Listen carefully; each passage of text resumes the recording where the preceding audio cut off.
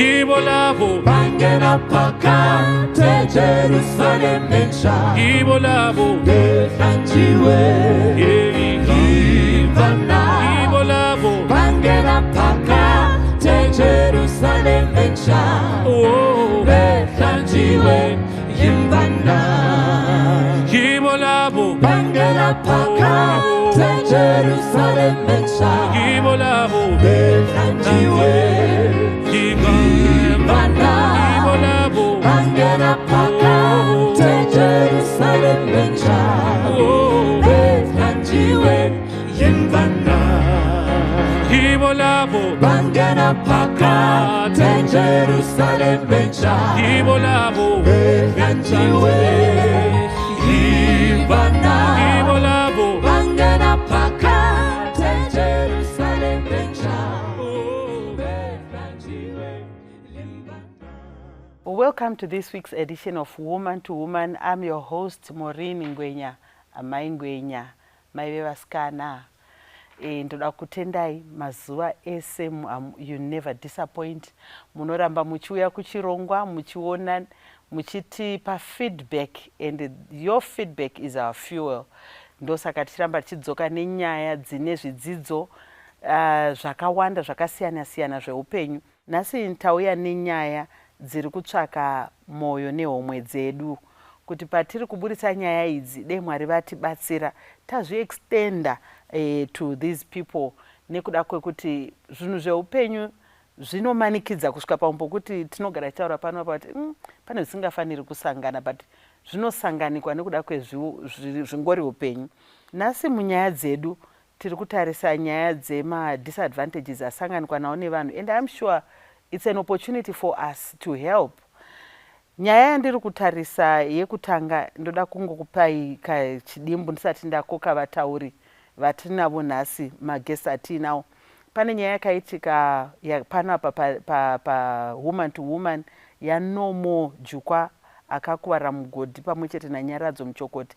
Yakadenha vazhinji vaona testimony yaNomo vakatanga kuti saka kana kuine vanhu variko out there who can help and change the life of someone, regai tinotsvaka rubatsiro. But inini sekuziva kwatinoita tese handisi inini ndine rubatsiro rwakabva kwamuri. Saka ndadzokazve kwamuri nenyaya dzakadai kuti vedwe here is another story and another and yet another one, and dziriko dzakawanda. Dzimwe dzacho ndaita zvokureceiva pamafoni, dzimwe dzacho dzine vaenzi vamuchaona paseti panapa.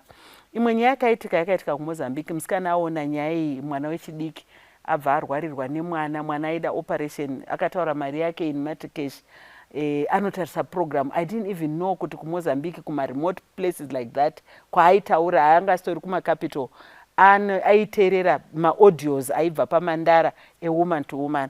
Saka achibva ati ndokumbirawo mundibatsirewo, ndasvika pasituation yokuti mwana akuda kutofa. Mwana angaita henia yemabhora. Saka anga akazvimba, akanditumira mapicture, mwana akazvimba nevhidhiyo yake iye mai nemwana. Ndikati manje kuMozambique how do I help? But nekuda kwokuti nyika nokuzara kwayo ndiyaJehovha nevageremo, I reached out to a sister in Mozambique anonzi Makomborero. Ndikati, my sister, can you just gather a few women and go and visit this young lady? Mari ari kuda imari yakati ndobva ndaisa mari yachona yanga yataurwa. Zvikanzi no, don't worry, me and my husband are going to look after this case. They did that, vachibva vaprovide mari iya yamwana uya akaoparetwa. As we speak, mwana uya is healing, and I just want to thank family iyo. We are so grateful for the way you came in at, you know, pokutoti mwana aigona ngofa ende yatranslatewa to US dollars, it was just $200, and $200 for someone imari yelunch. Saka ndiri kuti nini, there are people who are dying. Isusu tine ma-resources. I'm appealing to you, pamuchaona ma-stories achabuda nhasi, whatever you can, no matter how little, I'm appealing to you. And then pane imwe iri kundibvarura moyo. I'm sure tichaedza kuti iuye pano paseti, but as we speak pane agency yekuti mwana we akaputana maoko, haafambi, ari kugara mudhishi, ende gotsi rese raakuita maronda because haana wheelchair, haatauri, haaita sei, mai wachona havana chauviri, ishirikadzi. Saka tiri kuapila kwamuri kuti when we bring these cases, pamwe hamusati maona dzimwe, but ukaona wasangana nayo, it means God is inviting you to participate and to co-labor with him with your resources. Dai Mwari atiitira zvakanaka. Saka ndichashedza our guest wekutanga so that tobva taenderera mberi muchione nyaya dzese.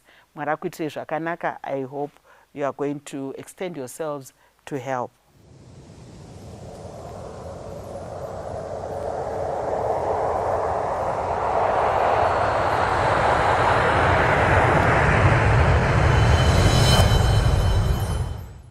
Our first segment, I'm going to bring you a guest who is representing her brother and sister-in-law, because physically those people that she is representing are not in the country. Regaiti vape mukana wokuti vakukwazisei vataure kuti ndivo ani, then tigozonzwa nyaya yavo. Welcome to Woman, my sister. Kwazisai vadiwa vateereri nevatariri vechirongwa chedu, and tell them who you are.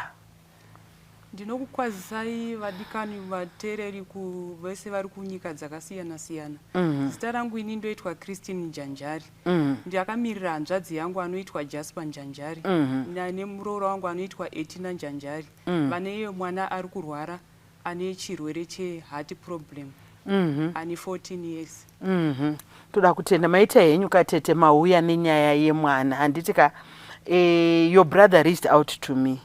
Vakataura nyaya yavo vari kupi izvozvizvi? Pari zvinezvi hanzvadzi yangu nemuroora vari kuIndia. Vari kuIndia. Mungambotitorewo briefly what happened, what led them to go to India? Vakasvika sei pakuenda kuIndia? Chii chiri kuitika?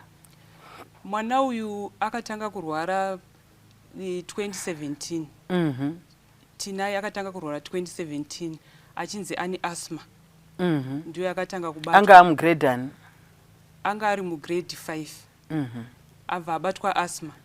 Pakunorapiswa paya asthma yakanzi yapera. Mwana ndokutombodzokera kuchikoro zvakanaka. Nekufamba kwenguva 2018 mwana akazonzi ane cancer. Cancer yakabatwa iri pastage 4. Akatsvanga kutreatwa. Yanzi iri pai? Cancer yanga yanzi iri pai? Cancer yave iri mublood. Akatanga kutreatwa cancer mwana kusvika Mwari wapindira. Akazoenda kumatesti kunana chiremba zvikanzi asisina cancer. Totenda Mwari. Totenda Mwari. Zvadaro izvo mwana akatanga kusadya nekungorutsa. Cancer yatopera. Cancer yange yapera. Bva vaenda nayo kunana chiremba. Abva anoongororwa bva aonekwa kunzi hati yake yange yakanganisika paakatreatwa cancer. Saka hati. Kubva zvadaro ndobva watanga kufamba wachienda kunana chiremba wakasiyana-siyana achitreatwa hati yacho. Vakazoona kuti hati iyaya haichakwanisa kupamba zvakanaka. Macells anga weak ekuti hati haichapambi zvakanaka. So vakazopuwa advice nemumwe doctor vakanzi ngavaende kuSouth Africa. Vanobatsirwa ikoko. After mwana atonyora grade 7 akatopasuwa akatobuda ne9 units. Oh, sweet. Yanga ya 2020. So vakabva vazoenda kuSouth Africa. Ndobva vaenda kuti anotariswa hati iyai. Akatariswa nana chiremba, the last option yanga iripo ndeyekuitwa heart transplant. Zvakanzi hapana chimwe chatinombogona kuita kunze kweheart transplant. Saka vakamirira vachiprocessa mapapers kuSouth Africa kuCape Town. Kusvika vanzi chimbodzokerei kuZimbabwe. Then tozokupai mhinduro because zvinoaprovwa neMinistry of Health. Brother yangu yakadzoka kuno kuZimbabwe. Vakamirira maresults vakazongokandira maresults kunzi zvadeclinwa because haasi muSouth African. Vanongoitira maSouth Africans chete. So last year muna August pacho pakadzoka maresults adaro. Vakatenderera dzamara vazosangana nemwe shamwari yacho. Akazova refer kuIndia. Kuti kuIndia zviriko zvokubatsirwa yemaheart problem. So vakabatsirwa neimwe foundation kuti panyaya dzemavisa netransport. But hanzvadzi yangu haishandi, murooro wangu haashandi. vanga vagara vasingashandi here kana kuti vakatotadza kushanda nekuda kwedambudziko rekurwarirwa nemwana? Vanga vagara vasingashandi. So pakutravhela kuenda kuIndia vakatengesa mota dzavanga vanadzo nemamwe maproperties kuti vaone cheuviri chekuti vanobatsirika vari ikoko. So taifungidzira kuti zvanga zviri nyore kuti vakaenda kuIndia vachangosvikorapwa sezvo vanhu vaitaura kuti kuIndia kwakachipa. Hatina kuziva kuti kuIndia kwacho tichanoudzwa mari yekuti hatina zvatinombokwanisaa kuita semhuri.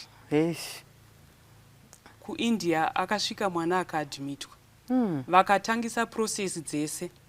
Vakati hapana futi chimwe chatinokwanisa kuita kunze kweheart plant. So mwana akanzi pakudiwa 122,000 US. Yowe. Yekuti operatwe mwana. Heart plant yakashayika.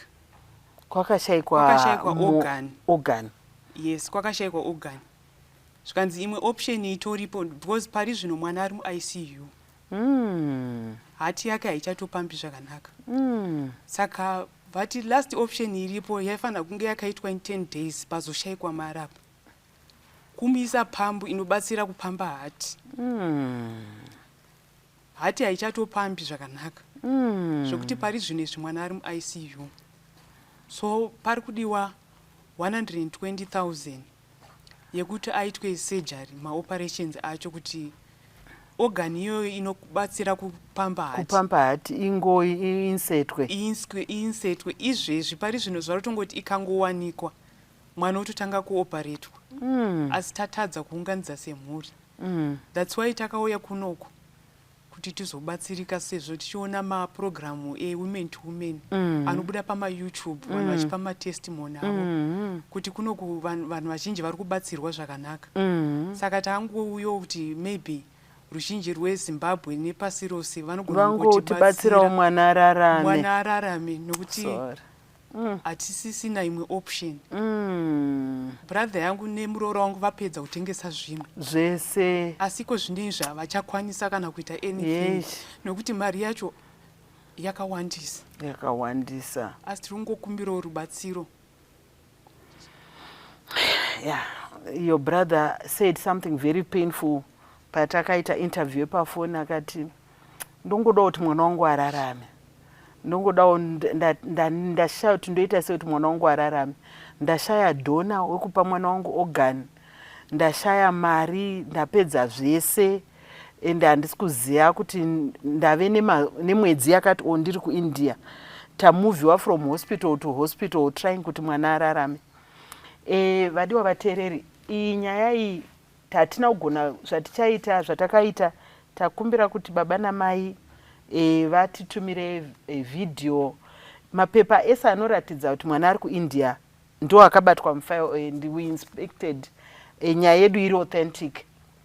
But help iri kuapeliwa for is something chatinokwanisa, because pane GoFund, anti vakagadzira GoFund, vanhu vanga mamuchitaura pane foundation yakabatsira, yakangobatsira pane zvematickets nekuti vanhu vaende ikoko. Handitika ende chaakudiwa imari yekuti paitwe that pipe yokuti agone kudini kufambisa moyo zvakanaka. Handitika but pane zvimwe zvandiri kufunga kutoti pane here zvimwe zvakaitwa nemhuri besides kuunganidza mari. Mamuchitaura tisati tasvika pano pasetu kuti mari pamakaita GoFund pava vanhu vakaisa $10, mari muri pa 2% of what is required. Maybe you can say that yourself. Pane shamwari yachona iri kuIndia akaitawo kuti vanhu vakwanise kudoneta mari. Ndiye ari kugara navo. No, havabvume kuti mwana agare outside. Zvakasiyana nemuno muZimbabwe. Kana mwana akaadhimitwa nemowo mune muri pane mwana ipapo. So pane shamwari yachona yakazovhura pekuti vaise mari. Pane link yeGoFund yokuti vanhu vanopota vachikanda vachiisa mari ipapo. As we speak, mari pazuva ranhasi iri kuma 3,000. Apa tiri kuda mari. Apo isusu tiri kuda 122,000 US. zvandino ndofunga muri kunzwa figa iri kutaurwa naTete panapa. It's a figure yokuti isusu sevanhu tinosvika pakuperera, but kana takawanda tese takawanda neuwandu hwedu nemaonero atinoita program ino, zvabatsirei kuti tingoona program and say shame, and yet taigona kutarisa program tokanda zvatinokwanisa kuti mwana aita sei abatsirike ararame. You say your brother and sister have been in India for how long now? Vakaenda muna December last year. Muna December. First week na December vachinzi zvinongoita 1 month chete vobva vadzoka. But tato muna February. Tato muna February nokuti mari yakazotaurwa yacho tatadza kuiraisa as a family. Yekutanga pavakamboendawo takabatanidza vakatengesa mudziyo zvikaita vakaenda, asi mari yavazotaura manje kuti pachioparetwa tatadza kuti akundikana kuunganidza semhuri. Alright, toda kukutendai in appreciation in advance nezvamuchaita kubatsira dambudziko iri. Wherever you are, if you're watching this program, iyi yanhasi haisi yekungoti tinzwe testimony, iri kutsvaka kuti tichita dig deep into our pockets and Mwari vabate tizodzoka futi pano kukutendai, because mastori avakaona iwo akavaencourage zvakabva kwamuri vadiwa vateereri nevatari vechirongwa, mukabatsira masituations akawanda, upenyu hwevazhinji hukashanduka. Saka ndambotaura ndikati little is much when God is in it. Whatever you can, wherever you are, whoever you are, may the Lord move and nudge at your heart to extend yourself towards this cause. May God bless you. Tinoda kuti Mwari dei vapindira panyaya iyi. Chandoziva ndechekuti nyika nokuzara kwayo ndeyaJehovha. Silver negold ndezvaJehovha. Vanhu vacho vese ane chinhu ndechaJehovha. Saka handizivi hangu kuti Mwari vachaita sei, asi chandoziva ndechekuti Mwari vanotigonera. I'm not going to make promises because haisi kubva mumunhu, but tiri kungotarisira kuti iye anoitisa kuti zviitike, akonzerese kuti zviitike, tizonzwa kutaurwa kwestori kuri different. Demwari akukomborerai. We are going to take a short break, and when we come back, I'm bringing yet another story, and then right at the end of it all, we are going to pray together with all these people. Today I have quite a number of people who are appealing for assistance. So for the next segment, look out for our next story. Thank you.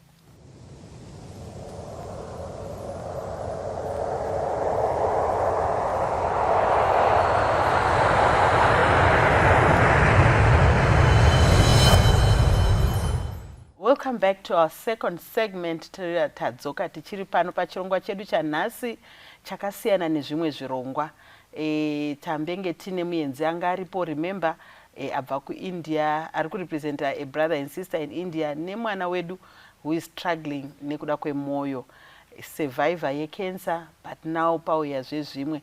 Regai tienderere mberi iye zvino ndakuunzirai another guest wandichakumbira kuti akukwazisei nekutaura zita rake. Welcome to Woman to Woman. Kwazisai vadiwa vateereri nevatariri vechirongwa, obva waudza kuti ndiwe ani? Maita basa. Makasitimba here vateereri. Ini ndinonzi Enesia Chabveyo. Enesia, iwewe wauya pa Woman to Woman. You are also a woman. Panapa tinoti every woman has a story. And iye zvino history ya Enesia. Saka Enesia, iwewe une makore mangani? Inini ndiri kutena 31. Rutena 31 this year. Unoitei Enesia? Pari zvino handina zvandinoita, but ndine kosi yandakaita. Une kosi yawakaita? Unobarwa mhuri yevanhu vangani? Ndinobarwa mhuri yevanhu 5. Inini ndiri wechi2. Iwe ndiwe wechi2, and you have lived with disability for all your life. And uri kushandisa wheelchair. Handitika? Enesia, iwewe ndiri kuda kuti pane dzino nguva patiri kutaura nevanhu vakatiteerera nevakatarira, toda kumbonzwa kuti mukati meupenyu hwako wararama sei nekugara sei nesituation yako. What are some of the challenges dzawasangana nadzo, and ndezvipi zvimwe zvakutadzisa kuti kana kuti zvaungade kuita zviri kutadzisiwa nekuda kwezvauri? Inini ndakazvarwa, pandakazvarwa inini ndakangokura ndiri munhu ane disability. Kuti zvakaitika ndofunga ndisati ndakura. asi uchitaurirwa wanzi wakaita sei wangusvara wakadai ndinonzi pakukambaira ndofunga ndopa zvakatangira then ndobva ndagara ndanga ndisingashandisi uche ndaifamba ndakabatira mabvi ndo aiva kufamba kwangu saka pakuzokura ndabva ndazoenda kuchikoro ndobva ndaita primary level ndobva ndambomira ndisisina uche ndanga ndisingachakwanisi kufamba ndega kuenda kuchikoro ndobva ndagara nguva refu ndobva ndazotanga kuenda kuchikoro 2010 ndawanawo vakandibatsira ndobva ndapiwa uche ndobva ndatanga kuenda kuchikoro ndobva ndanyora grade 7 ndobva ndabudawo nemaresults ari nani ndobva ndaenda kusecondary level then ndobva ndazopedza secondary level ndobva ndaenda kutertiary pandakaenda kutertiary ndakanoita course yeclothing and designing saka pandakapedzawo 2019 ndaitira nepese pandinogona kuti ndiwanewo basa muindustry because chinango changu changa chichekuti ndireizewo mari nditenge mamachines angu ndikwanise kuzviitira zvinhu zvangu ndichizvisonera saka kubva ipapo ndaingokandawo maCV ndichingoendawo kumaindustry ndichingonozama vamwe vacho ndo vaindiitisa interview vobva vangozoti tichakufonera zvongopera zvakangodaro pamwe pacho vanotokupa phone number vobva vati wozotibata uchitiyeuchidza pamwe tinokangana unovafonera uchivafonera vachingoti tichakudedza unongozoona kuti wega unongozosiyana nazvo utongozonyarara saka ndo zvakaitika. Saka unofamba nani kwese kumaindustry kwauri kutaura kuti kwawanga uchienda unofamba sei unozvifambisa sei? Kumaindustry kwandiri kuenda ndinenge ndichienda ndega ndinenge ndichipusha uchiya ndiri 1 iyo ndo yaunofamba nayo? Iyo ndo yandinofamba nayo. Zvakamira sei zvakareruka sei kana kuoma sei mumakombi unoita sei? Kufamba neuchiya kwakandiomera especially pakuti pakupusha pamwe pacho unosvika pekuti wega chaiko hautogoni kuipusha uchiya inenge ichitonetsa but unenge uchida kutoenda kwauri kuenda pamwe pacho vanhu vanozongokuonawo vokubatsirawo but zvakaoma pamakombi pamwe pacho unotosiyiwa vachitongokuudza kuti hapana pekuisa uchiya pamwe vanotokusiya choti hatina tambo yekuningirira saka yekusungirira uchiya saka zvakaoma. Iyo wheelchair yako iyo pachezvayo iyi iri comfortable here? Ndikuitarisa ndikuona pamwe pakaweldirwa pamwe pakaita sei? Iyi wheelchair iyi pari zvino yasakara zvekuti kana pakufamba chaipo unotombotomira pamwe pacho uchitoramba kutofamba because apa kutotsemuka kwokutoti takada kuzama kutonama kwese kumasaidzi ese uko saka izvezvi zviyaita kubhenda yakatobhenda simbi yacho iyo iyi saka pane rimwe vhiri rekuti rinogumana neiri rekumberi rinogumana neriri kumashure wotomira uchatofambi even uri pane imwe speed yekuti unenge uchitori nekwauri kumhanyira pamwe pacho unotongoita kunge uchadonha because inenge yatongomira.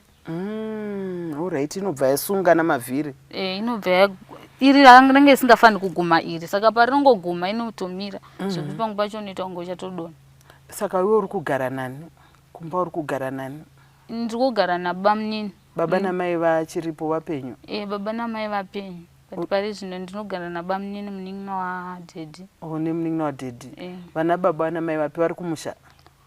Baba vari kuVic Force, mai vari kuMasvingo kumusha. Kwakapesa. Apa unenge uchitsvaka basa nekutsvaka chauviri?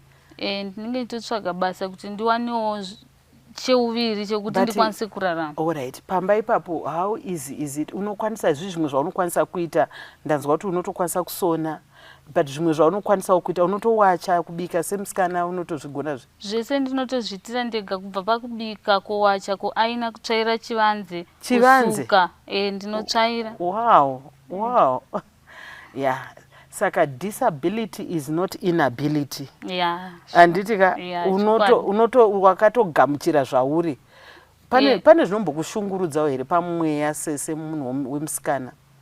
Semunhu wemusikana pane pamwe pacho pekuti munhu anokupfimba so handiti obva atokuudza ndokuda inini because you're a beautiful young lady. Inini pangu pacho ndinotomuudza kuti shamwari nezvatiri isu vanhu vane madisability vamwe vacho havazvinzwisisi handiti saka unozoona kuti munhu anoti zvinangana basa yechichiko ari kukupfimba anenge ane disability here kana kuti atori vazhinji vacho vanenge vasitorini saka pangu pacho nekugara unozongoona munhu atonyarara atoti zi wotoshaya kuti kochandatadza pachii hapana chauri kufungidzira kuti pane chandingadai ndamukanganisira pandinozongoona munhu atokunyararira obva atongodi iwe unozongosiyana nazvo wazongonawo pani pangu pacho pekuti unenge uchisenda mameseji but haapinduri saka ndo imwe challenge yatinayo sevanhu vane madisability vane disability. Ko tell me, shamwari une shamwari dzaunowadzana nadzo here vechisikana hangu ndingoda chero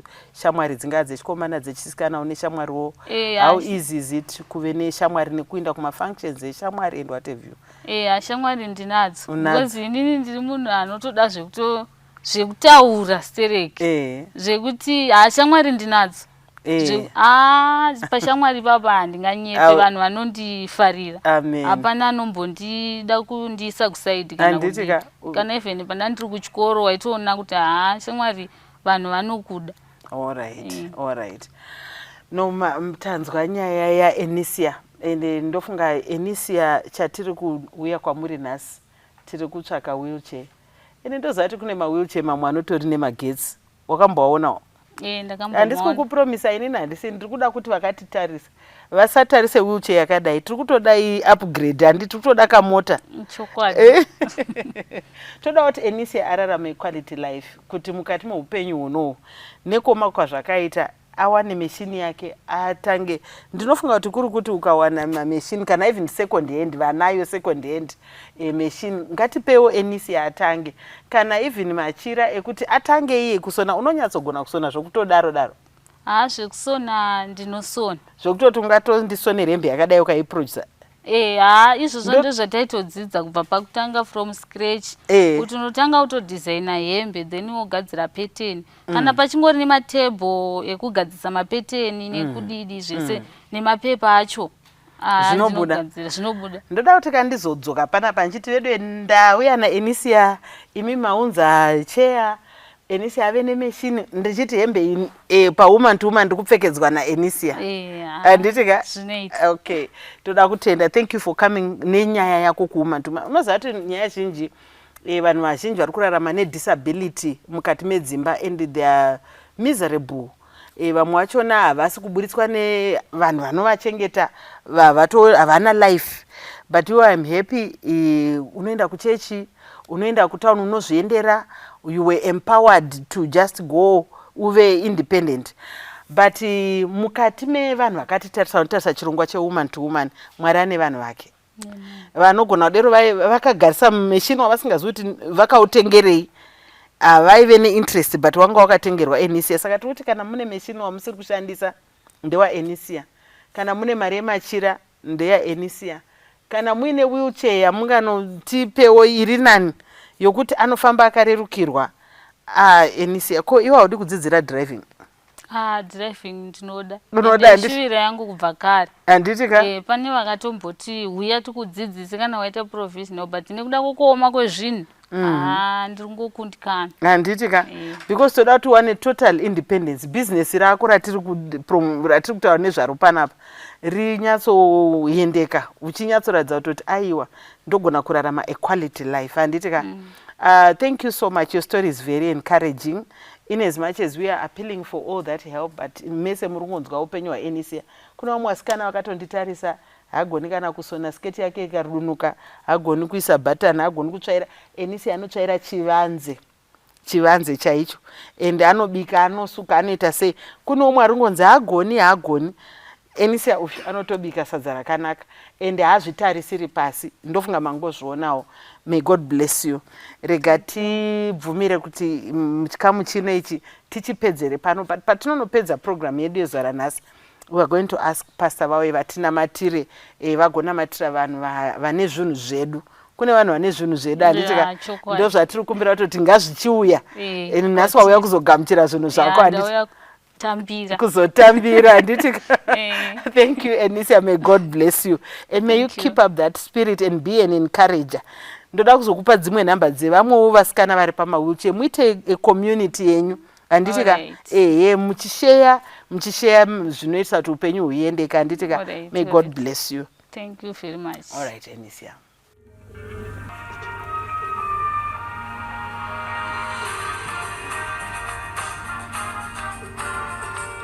Hello. Hello, is that Pastor Makuire? Yeah, I'm Pastor Makuiri. Can I come and see you?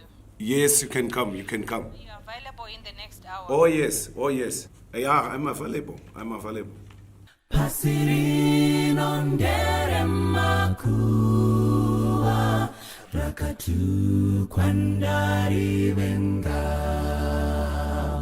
rakazara nekuvengana nerufu haruperi kugomera nekurwara hajiperi marinditore andioni chandinogarira chiuyai munditore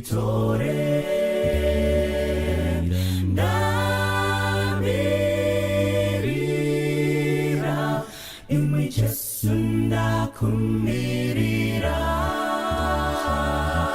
ndichiri kuda kuona kunaka kwedenga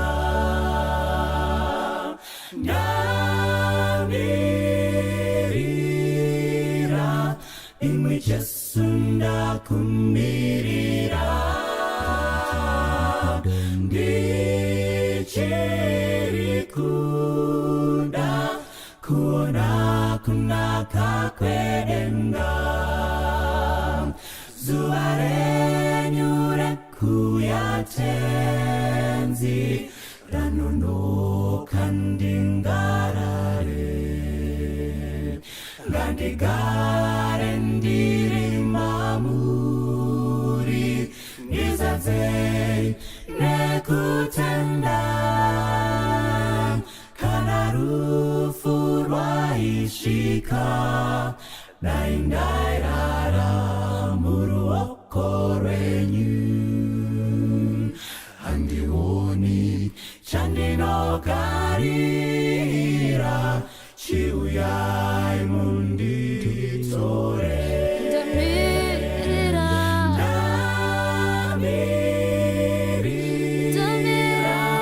imwe Jesu ndakumirira ndichiri kuda kuona kunaka kwedenga ndamirira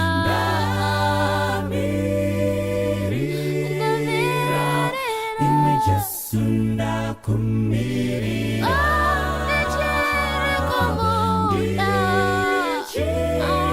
kuda kuona kunaka kwedenga handioni chandinogarira chiuyai munditore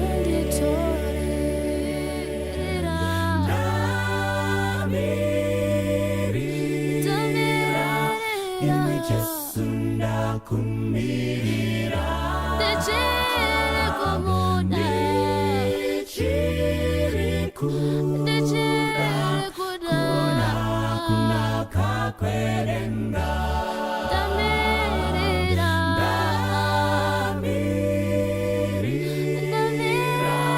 imwe Jesu ndakumirira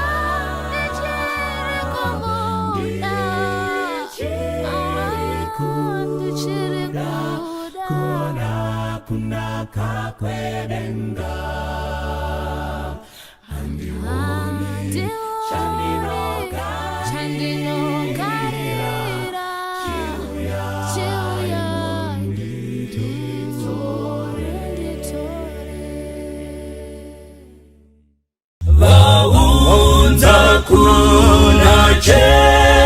Jesu zvipo zvavo zvese rudo kuna mponesi waita vamupe mazvi ese emutsa kubatsira vamwe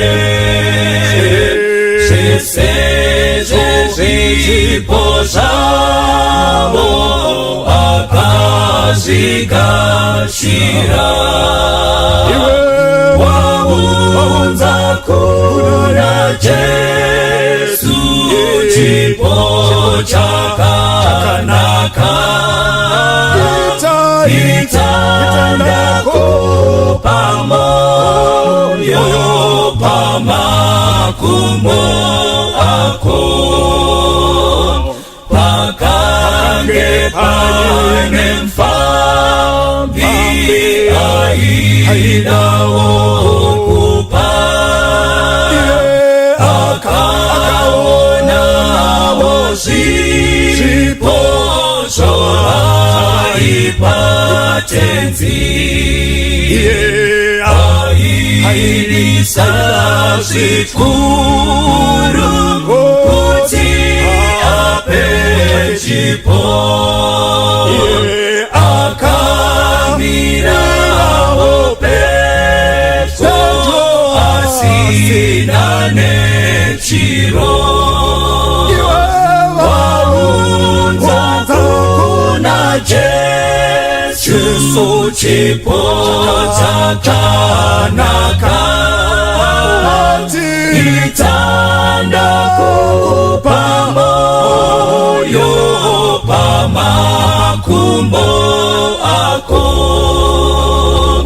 achema atitezi ndimi munemutsa zvese ndinazvo nemoyo wechiwishi Jesu akapindura chikuru chipo chako kupinda zvimwe zvese zvaunzwa kuneni waunza kuna Jesu chipo chakanaka itandako pamoyo pamakumbo ako waunza kuna Jesu chipo chakanaka itandako pamoyo pamakumbo ako itandako pamoyo pamakumbo ako itandako pamoyo pamakumbo ako. Kwazi wadiwa vateereri nevatariri vedu, tinoda kukuchingamidzai kuchirongwa chedu chatiri kuti Virtuous Dare. Ichi chirongwa chakauya nekuda kwekuti patinoita zvirongwa zvedu zveVirtuous Woman nezvirongwa zvedu zvepadare pane dzimwe nyaya dzatakaona kuti idzi dzinogona kunetsa kudzitwasanura nekudzitsenga zvakanaka kana takangomira tega semadzimai, dzinotoda kuti tiuye pamwe chete nedare redu revarume. Saka nekudaro tane chirongwa chinochi cheVirtuous padare. Tinoda kutenda tinenge tichibatsirana pachirongwa chedu naSamaita, munovaziva, tinenge tiri co-host. Samaita, kwasai vateereri vedu. Toda kukwasai tichikutendai zvakare kubva mangwana kusvika kunguva dzino dzemasikati. Toimba muri kukomborerwa zvakanyanya. Dare rakabatwa nemadzimai, tiri pamwe chete tichionesana panyaya dzimwe dzamunonyora imi muchiti aiyo iyi haina kuitwa zvakanaka nedare, dainga ichidawo nemadzimai. Ndosaka tamboti regai timbobatana timbodziongorora tidziundure kusvikira dzaita zvakanaka. Tinotenda naizvozvo. Thank you so much. Tinoda kutenda. Ini ndinonzi Dr. Alaisa Mbiriri, ndiri maimufundisi. Pachirongwa chedu chanhasi toda kuti tionesane kuti zvinogoneka here kuti couple iite business pamwe chete. Tine zvinhu zvimwe zvinotibata isu semadzimai kana zvimwe zvinobatawo varume panguva yekuita business pamwe chete. Apa ndo zvinhu zvatoda kuti tione tichizoonesana kuenderera mberi kuti zvinobuda sei, tingazvigone sei kuti tirane zvinhu izvi tiri pamwe chete. Tichapa mukana uno kuti vadare vedu vakwazise vateereri vedu. Regai nditange pana mama vari parutivi rwangu apa. Makadi vadu vateereri vatariri, indinoitwa Gogo Munda. Tinoda kukutendai Gogo Munda. Tinoda kukukwazisai vateereri nevatariri. Ini ndoitwa mai vevasikana, mai mapfumo. Tatouya kuti tidzitaure nyaya dzemabhizinesi. Nokuti unenge wakatombozviitawo kana kuti unenge uchitoda kuzviitawo. Saka tangouyawo pano titione kuti inotwasanudzika sei nyaya yacho. Yes. Makadini vateereri, indoitwa vatsikada. Tinofara kunge tiri pakati penyu chitaura nekukurukura nekupangana mazano. Mwari achitubatsira. Tinoda kukutendai vatsikada ndisekuru vangu. Tinotenda sekuru Nyati mauya pano. Tinotenda. Ndinoitwa wachidzanja. Tafara kuapa urongwa huripo nhasi kuti tokwanisa kushanda nemadzimai edu here sevarume. Nyaya ichanakidzai. Tinotenda. Indoitwa Gospel Mudoni, ndopindira pa Mandara Church. Ndichibetserana nehanzvadzi yangu tiri pano. Tiwemba tichava nengo yakanaka. Can we do business as couples? Is it possible? Siyakwanisa hini? Tinozvikwanisa here? Zvobuda here? Ndo discussion iripo muzora nhasi. Yes, hanzvadzi. Yes. Ipapo ngatitobva tatotanga kuti kana tiri kuti couple ichiita business pamwe chete tiri kunyatsotaura kuti kudii.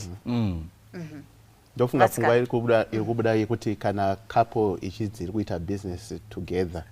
Ipfungwa yekuti mhuri yaronga kuti tingaita sei to earn money, to improve our wealth, our value as a family.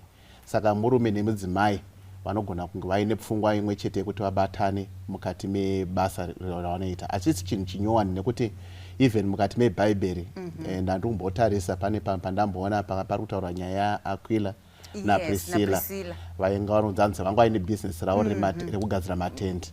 Zvinotonzi hanzi Pauro aitofara nawo because naiye Pauro anga ari a tent maker.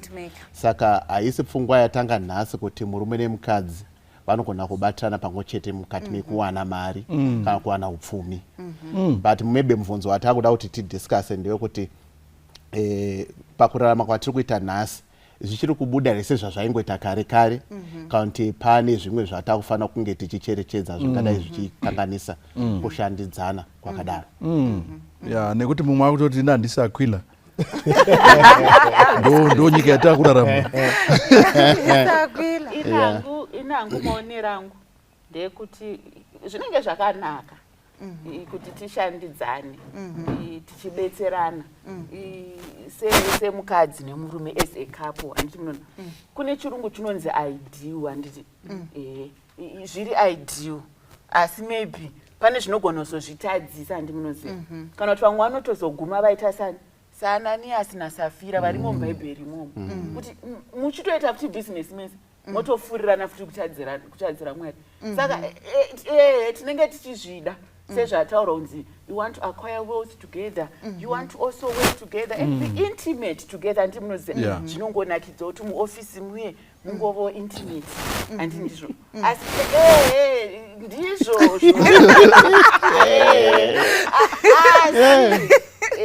tinenge tichizvida kuti zvinge zvakadini zvakadaro umwe chete urimo wakanzi mava nyama imwe chete. Handi ndizvo tinenge tichitohuda kuti hunge hwakadaro pazvese zvatingaita as a couple muupenyu.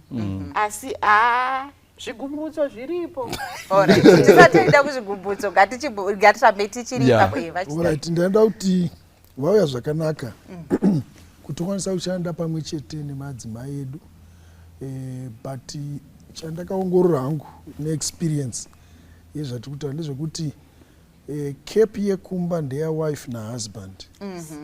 kana takubasa kuchidzanja investments cap dzachinja should be tama employees tese naemployer employer ari company yatakafuma isusu tiri maemployees sani chinozonesa ndechekuti madzimai ndoona nge panozoita challenge yekuti it's easy to switch from an employee to become a wife at work ndopanotanga I think mabata point yangu ndopanotanga machallenges kana mauya kubasa muri an employee wekambani yatakafuma remain an employee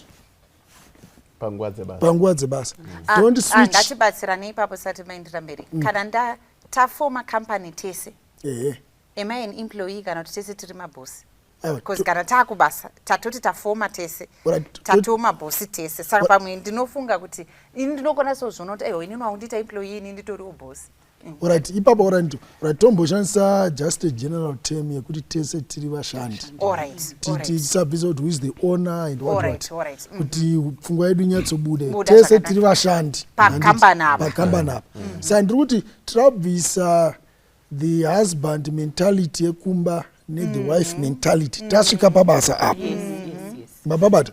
So that hatingoti switcha 2 minutes paita phone call yekunzi muri kuinvite kwa lunch madam ndo receptionist pafonwa nekamusikana pafoni kuti toda kagero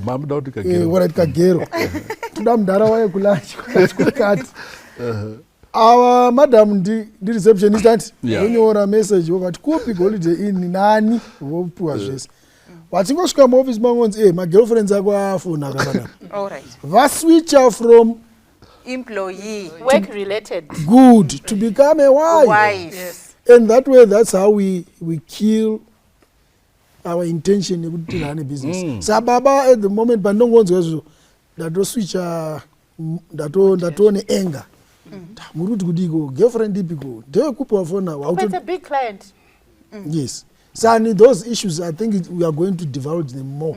Kuti, are we able to maintain our position? Kana takumba ta husband, atari zvekubasa.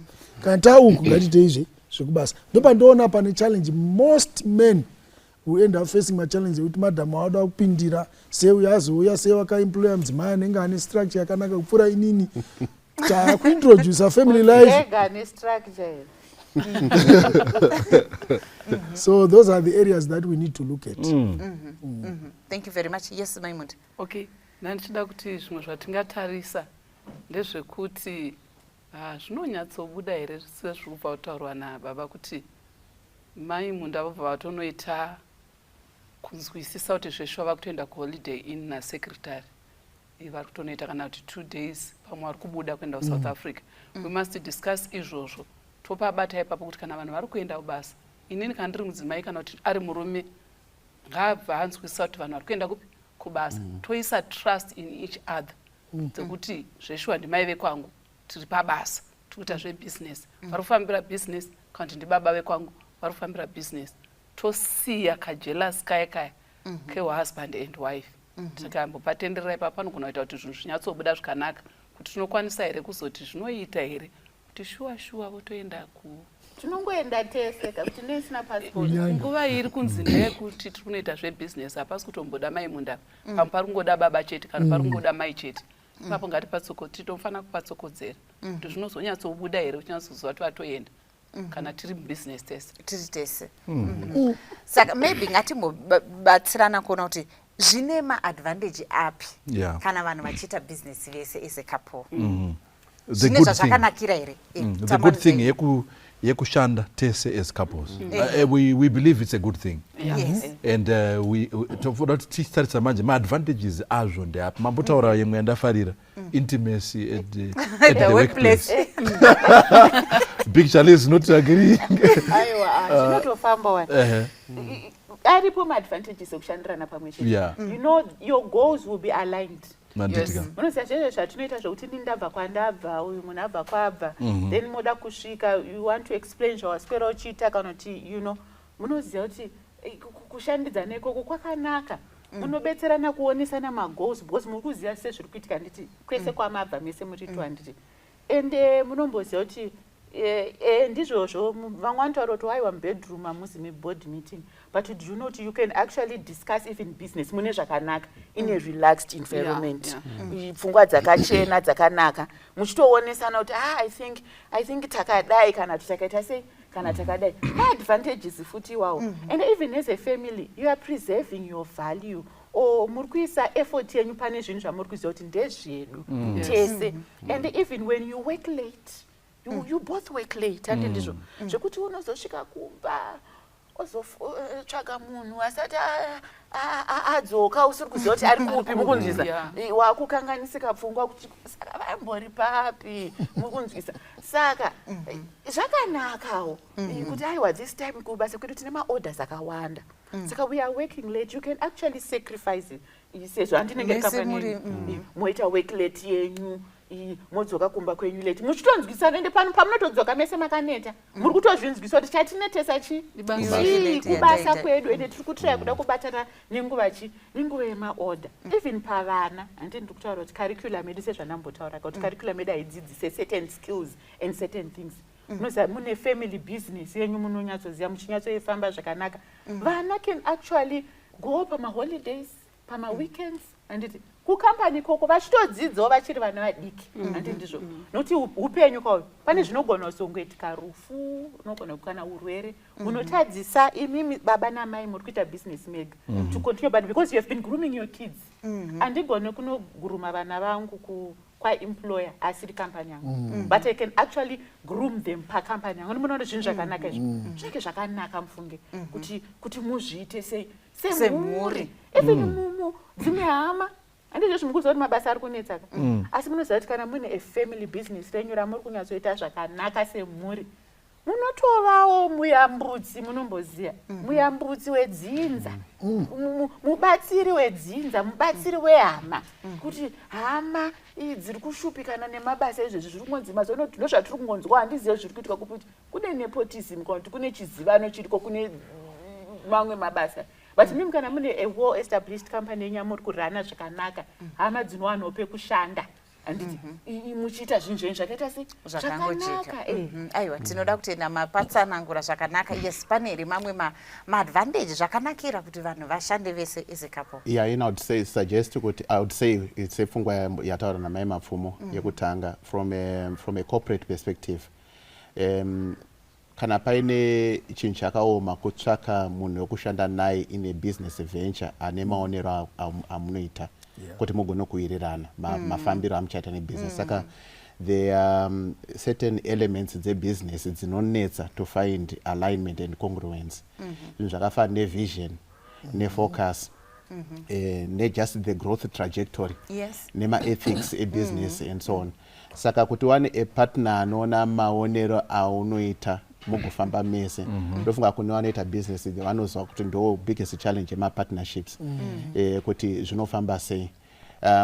Then also from a social perspective yavamboda kupatsana ngura pekuti when we converge our spaces as husband and wife kana space edu ikanga iri diminished tichishanda tiri in close proximity kudanana kwedu kuno improve tinonzwisana zviri nani towirirana todanana more because tiri pamwe chete sezvataingoita kare we would want to be together. Saka kubasa kunongotipawo an opportunity yekuti I'm also padhuze nemunhu whom I'm affectionate to. Yes.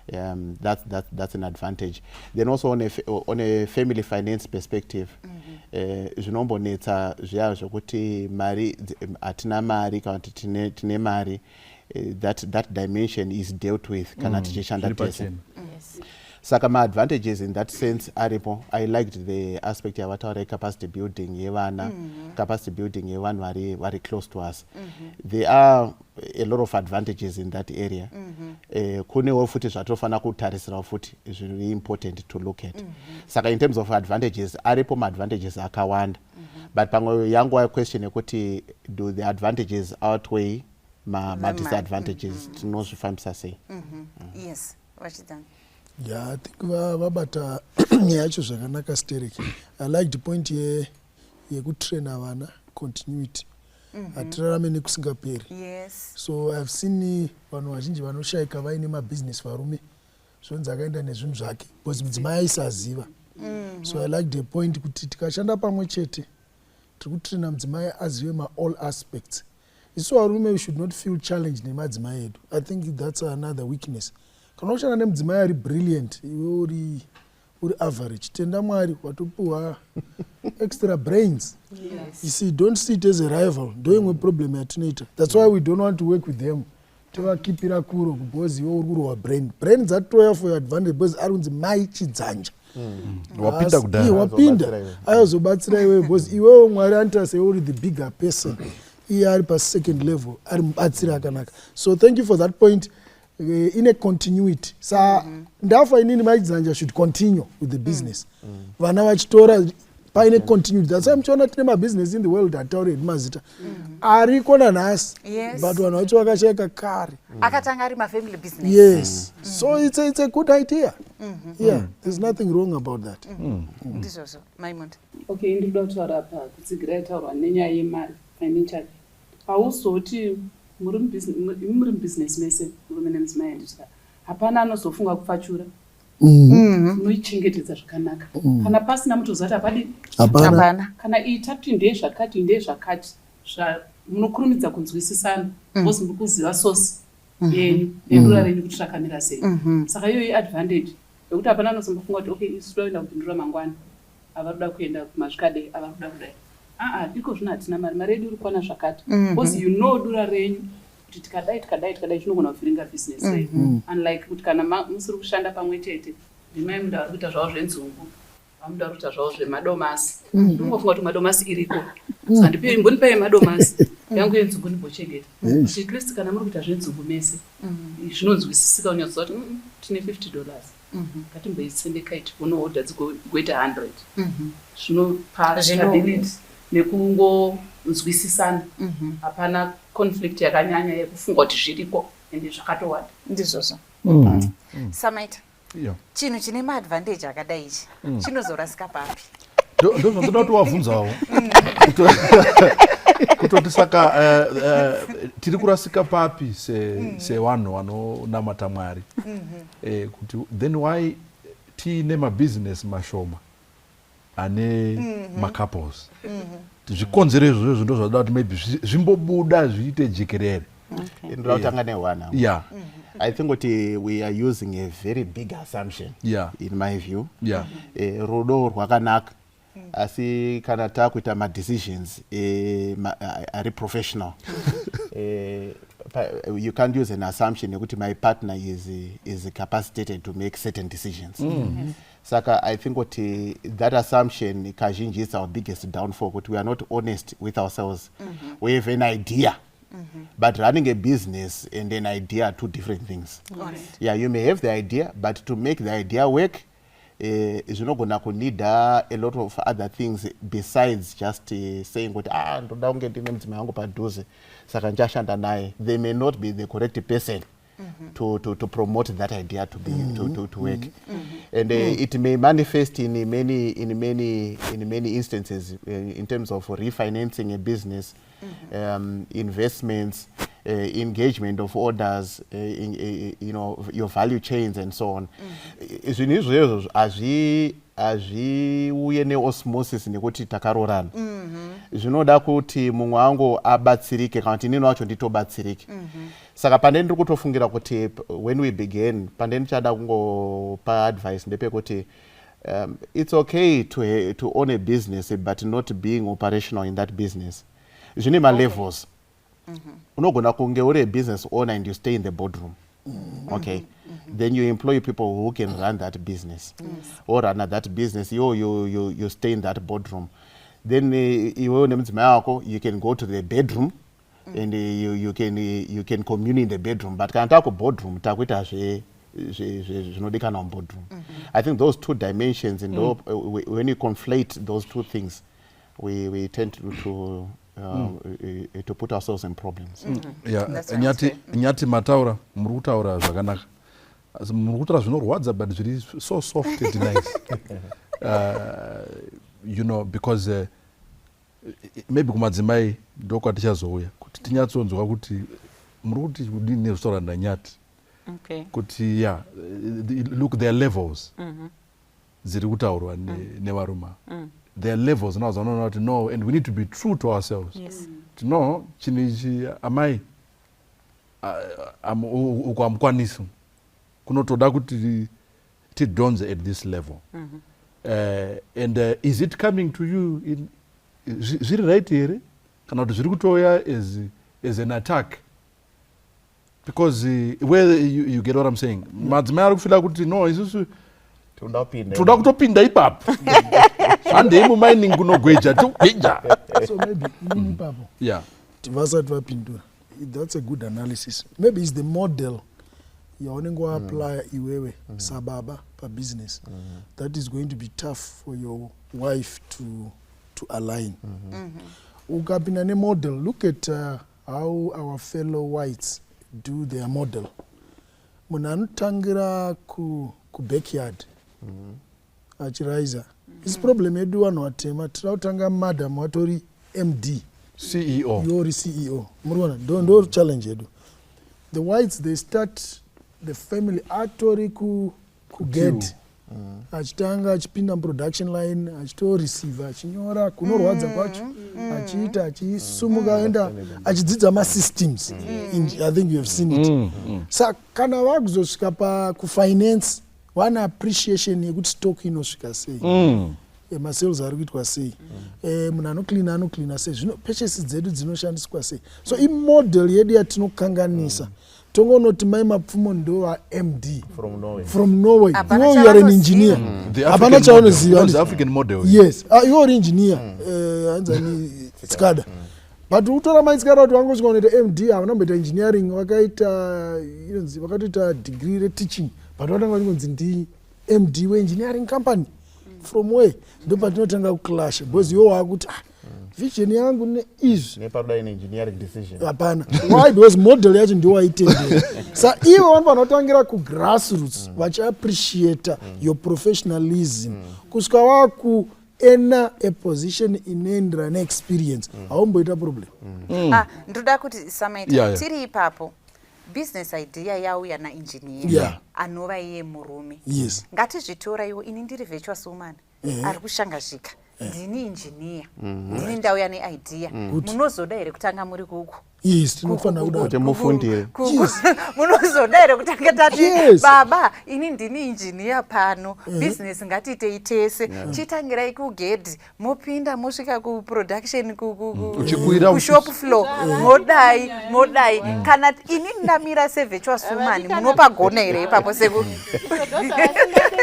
because isusu panapa tiri kumirira pavirtual women ende toda kuti tiempower virtual woman kuti agone kurana kana vapita decision yekurana business nemunhu wake. Imimiwo muchiempower varume kusaidi kwenyu ikoko kana mapinda kurana business nemudzimai zvisinei kuti idea yabva kunani. Because hatigoni kuti tiringouya neassumption yekuti achanga aine pfungwa dziri pamusoro ndibaba. Because ini ndinogona inini ndini ndadzo pfungwa dzacho handiti dzekuti isusu ngatiitei business. Ini ndakatrainwa ndiri food scientist ndoda kuti ngatigadzirei zvinhu izvi zvekuchakati hatishe chikafu. Saka imimi nekuti imi muri vetheology chimbotangiraiwo muri uko ini ndiri kuno zvinogoneka here izvozvo. Ndida kuresponda hangu tsikada asati aresponda kuti let's learn as men to accept kuti kana tichiroora tinopiwa zvikomborero zvakasiyana siyana. Your wife can be a medical doctor or an engineer. Yosina kana kutombosvika A level. But makadanana because rudo runovhara urombo. Saka varume panapa takatoroora tikavharirwa urombo tisingazivi takatovharirwa urombo nemadzimai aya. Amen. Handiti. Sa problem yedu inozoitika ndeyekuti tida kuzoratidza the world kuti I'm a man. But you are not a man kana usina kusvika malevels ekudzidza atine chiexpecta. Saka wapiwa chikomborero naMwari chemudzimai an engineer. Handiti ari kuuya neidea kuna baba haasi kuti ndida kunoita ndega. Ari kuuya kwauri tsikada I'm thinking like this nekudzidza kwandakaita ndakuvhura factory yangu tigodaidayo. Then waubvunza so muri kufunga todii? Oti imimi ndira kuti vataura doctor kuti mutangire kuflow uko muchidzidza because mangwana ndimuchagumira ma-MD muzvazvitaura madzimai haazomboya nemodel yaasi kupromota baba isi tisine problem yefunga kuti vari varume vanozoti kudii vari kuda nemodel yekuti iwe ndochazonzi ndiye MD wepanapa. Are you getting it? Saka ndikuti nini doc nemamwe madzimai inini personally nevamwe varume vari uko ndekuti guys kana wakapiwa chikombero chemudzimai akadzidza iwe uri dofo or uri pasi pake chingotenda Mwari kuti Mwari totenda nemunhu wamakandipa atonza shanduro kumhuri yekwangu. Let's work together. Ina ngwa ndizoti dofa angu but ndongoti ndofunga hausi kuziwa ko that particular area. Yes. I was too hard for that. Ndio zvinoita varume kana wasangana nemadzimai. Hakuna murume dofa. Hakuna. Okay. Boza akatowana akadzidza saka hasidofa. Inini I think kuti the first thing ichandoirana na buru wangu nachikonasi ipfungwa yakutiyo kana usingazive chinhu hausi kuchiziva. Hausi kuchiziva whether uri mukadzi womurume kana usingazive chinhu both ways. If it demands and requires that we create capacity. And that capacity demands kuti uende kuchikoro. Yes. I think zvakakosha. Ndandikufungira kuti pane musiyano tashandisa hedu an example in engineering firm. Pane musiyano between an engineer and someone who's running an engineering company. The person running an engineering company, I don't need an appreciation of what services and products they are doing. Saka I need get training yekuenda kunyatsoita engineer. Ari kuda kudzidziswa kuti zvinofamba sei kuti tisvike ku market nezvatiri kuendesa ku market. Saka munhu yeye ari kufanira kutora mukana wokuti aendeswe through a process yekuti agone kuappreciate role yaachaenda nayo. Ndo pandambotangira paya kuti ma-structures ema-firms nema-structures ema-businesses anosiyana. Kana munhu achinida kushanda in an operational environment, maybe ndo paangatonida kutonda engineering schooling chaiyo. But kana ari at a strategic position, maybe it's just understanding the product and kuti zvinofamba sei. Munhu akadaro handifungi kuti chingava chinhu chakanaka ukuzovhata muti chitanga kubroom wobva wandoshanda uri mukitchen. Yes, ndezvedu hazvo handitika, but zvatoda kuti aite relationship yezvada kuti aite nekwata kundomutangisira kwachoka handifungi kuti we are achieving our objective. Tichidzoka pane pfungwa yedu yandenge tiri kuti zvinogoneka here kuti murume nemudzimai vashande vese, mudzimai ari a capacitated woman, murume uyo akunida kuti angoenda kuchikoro. Zvinogoneka, but you need to understand kuti for you to make decisions, certain decisions, it requires kuti udzidze. And kana uchinida kuti udzidze kuna mai, so be it. Kana uchinida kuti uende kuzvikoro, so be it. But it requires kuti munhu aende kuchikoro than to just make a decision simply because you are the husband. Certain decisions don't align with that sort of thinking.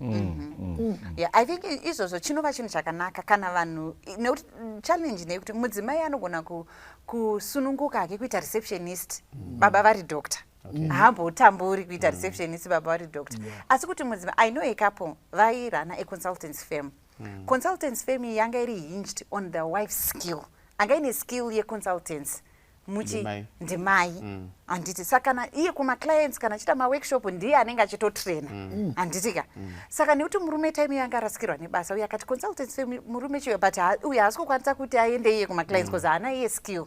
Saka murume changa kuita basa paranga riri kudrive handitika kunodeliver zvinhu izvi kunozodai, but wakazoona vakunetsana pavakazouya kwatiri uye anenge achingondituma anenge achita sei asi kuti kwakuzomuti but pabasa riri kuitwa iri mai avatoita nyasha here katoti vaiti kuti chiuyai kubasa kwangu kuzi skill iri pavari handitika kuzi ndo i-consultancy haigoni kuti tingokuti nekuti uri murume wangu wato-consultant.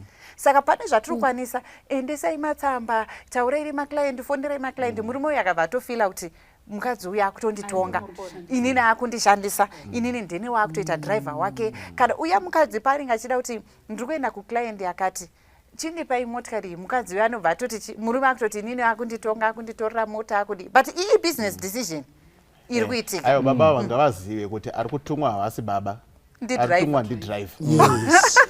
ndokukepe tambotaura tambotaurwa one kunzi zvinenge zvakanaka handiti tiri pamadisadvantages but munhu ukatadza kuziva manje kuti kana takubusiness ndiri ani husband kana takubusiness hausisiri wife zviri izvozvo ndipo pari kufira nyaya kune vanhu veganda redu nokuda kwokuti isusu kumba kwedu tinogononzwanana asi ivava tsikadawo kuboard meeting ivava mabobva muchinzwanana kuti vakubhora mene kune mubhora anombotambwa kanene meamu kubhora kwavekoko kwavanosangana kuvarume uko ndiko kunozoita kuti uyu adzoke kumba musoro wapade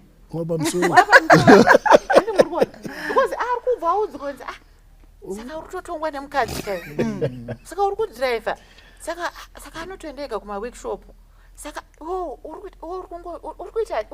unochita basa rei unenge uchita basa rei do you know kuti murume anogona kutozotoramba next week ava vatomudza next week kutoenda ubata anototanga kutangidza kutumira macv iwe watombowana mukana wekupinda mukambani isa direct akudzokera kunotumira maemail ekuti I beg to apply for this above mentioned post but you have a post yawapiwa kukuti mugrowe company yenyu handiti muri kuzviona ndipo pane problem ipapo saka ndangachida kuyepopo pekuti I think conflict resolution or failing to resolve a conflict pakuti handimbuda kuti tishande tese but even inini as an individual ndirini nditori nechiono chero even murume atori nechiono do you know kuti when you have an idea yauri kutraya kuda kugadzira nekuda kuita sei even uri wega unongotoona kuti I think izvazviziri zvezvo I think I need to do this kwa pamwe pacho wakatogara you also get mavision atiwanerane mavision chero tiri husband and wife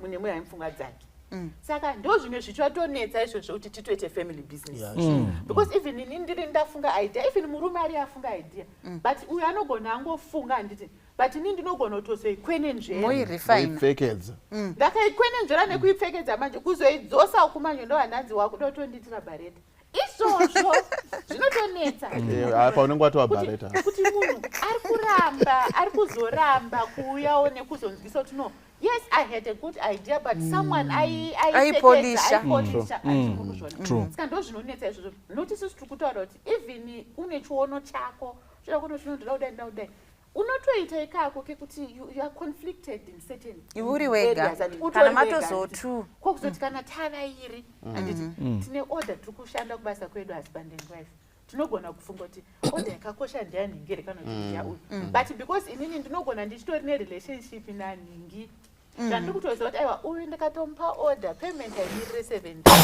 ari kundibhadhara because it's me ari kundibhadhara nekuda kwangu inini but murume haasi kuzviziva kuti aiwa uku order iri kutokasika kubhadharwa pamusaka pangu kana kuti no business tatoriwana kuthis company because of me because pandaenda kunotengesa vanhu havaziva inini vaidentifya this brand with me but murume haasi kuzvinzwisa but hatisi kutanga kuendesa ikoko because inini ndiro kuti you know but ukutoziva kuti aiwa takatanga kuendesa uku ndiko kuri kuita kuti mari itange kuita sei totenderedza mari hati ndizvo kana kuti aiwa takakasika kumhanyisa order yeavava vada inini because kutori nemamwe macompetitor handiti but pane munhu asiri kuziva we are husband and wife but pane mumwe munhu asiri kuziva zviri kutaurwa kuseri kwemadecision ekukoko kuti no they have decided to take me because of abc munochibudira kababa pachena kuti baba manje baba vanogona kutofunga kuti yatova boyfriend kana vari mai vakabudirwa futi pachena vakutoti girlfriend yababa kuti muri kuzviona nyaya dzakusanganiswa nyaya dzemarriage nenyaya dzebusiness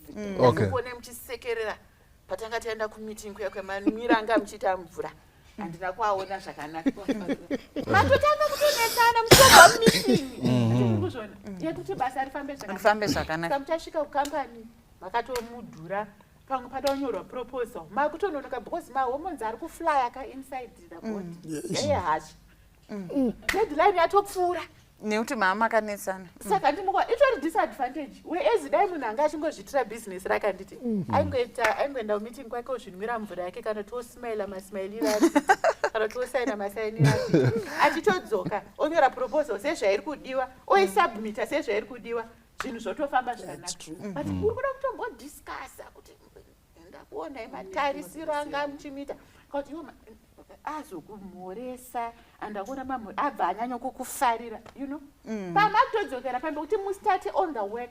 You have to work on the emotions and the feelings and what basa rakutofa. Yes. I think maybe namai Munda maybe nyaya dzatokutaura dziri both ways. Dziri kuno inogona ngiri problem yeuko. Tambopa imwe example yekuti murume achaende kubasa. Saka atoya ndofunga ndeimwe nyaya yekudare yekutoti unokwanisa here kushandira mukadzi kuuya kuzoshanda kwemukadzi ndo zvaita murume uyu. Chinoitika maybe murume kesi yatapiwa namai mufundisi inogona kuuya futi neimwe engo yekuti mashoko ane power especially anobva kune munhu wechidzimai. Mukadzi angona kutoti wapera ka ezvozvo wakudhiraivha chibuda unotora maodha uko unopera chete. You know, the words that then come out or anogona kusaya kwaari but anoudzwa behind the scenes. Madzimai atara kuti hawazopera aibuda pa chef not come on ndinotomutuma simuka gara basi. So ozongona murume ati zviri nani ndiende kuma-email kuya ndipo tangu ndichita nditsvage zvimwe zvekuita. So it is another area of the things that we say. Mukaonawo kuti no pane nyaya yakadai soyi totsvaga weye kuona kuti zvakaitika kare zvapfuura varume vanombovhiringidza kanyaya pavanenge vari right. Vanozvida. Saka kana zvaipawo manje let us come to an understanding in my view. So in other words, what I want to ask is, for you, is it a no or yes for couples to work together? Inini ndiri pamupata wejeri pakati nepakati.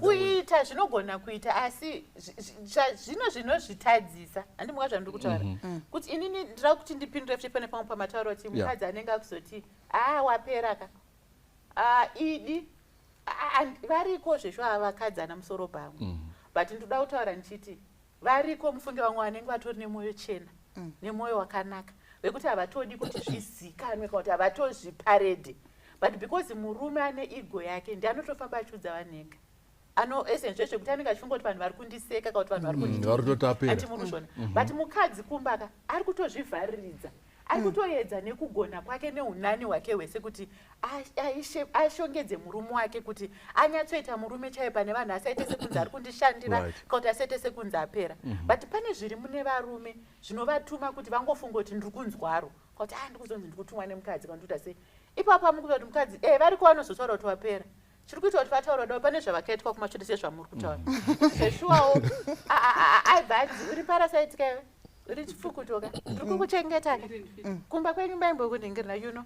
So kana denga razondizarurirawo idi zvinoda mwoyo wokugona kuregerera but panguva iyoyoka unenge uchida umboti ndida umbomutsika konzi munhu anzwe kuti konzi inorwadza sei anti muri kuona zveshuwa because hatina kutendeuka kana dzimwe nguva unenge uchiri nethat bitterness neresentment. Saka idi unozviita unotomudza kutoti wapera and unotomudza kuti I am the boss mister anemukuziva ndini bosi vanapa in case makangano. So zvinoitika ende chiri kuita kuti zviitike hakuna munhu anongotanga akadaro kuti anongotanga from nowhere kuti ngotanga ungoningirina. Saka tiri kuti kugoneka zvinogoneka asi munhu bvumawo kuva hambo. Vanhu vechirume vanonetsa kubvuma kuhambula taura vanozonyanyawo vanoramba kubvuma kungotiwo even inini ndisina kukuudza iwe wega uri kuzviona kuti wapera uri kumira ndikuudze saka maybe saka kana wazviona kuti wapera behave semunhu apera ushandike naye. Tiri kuti from both angles kuti business vanhu havashande zvakanaka panoda humility from vanhu vese muri two from both.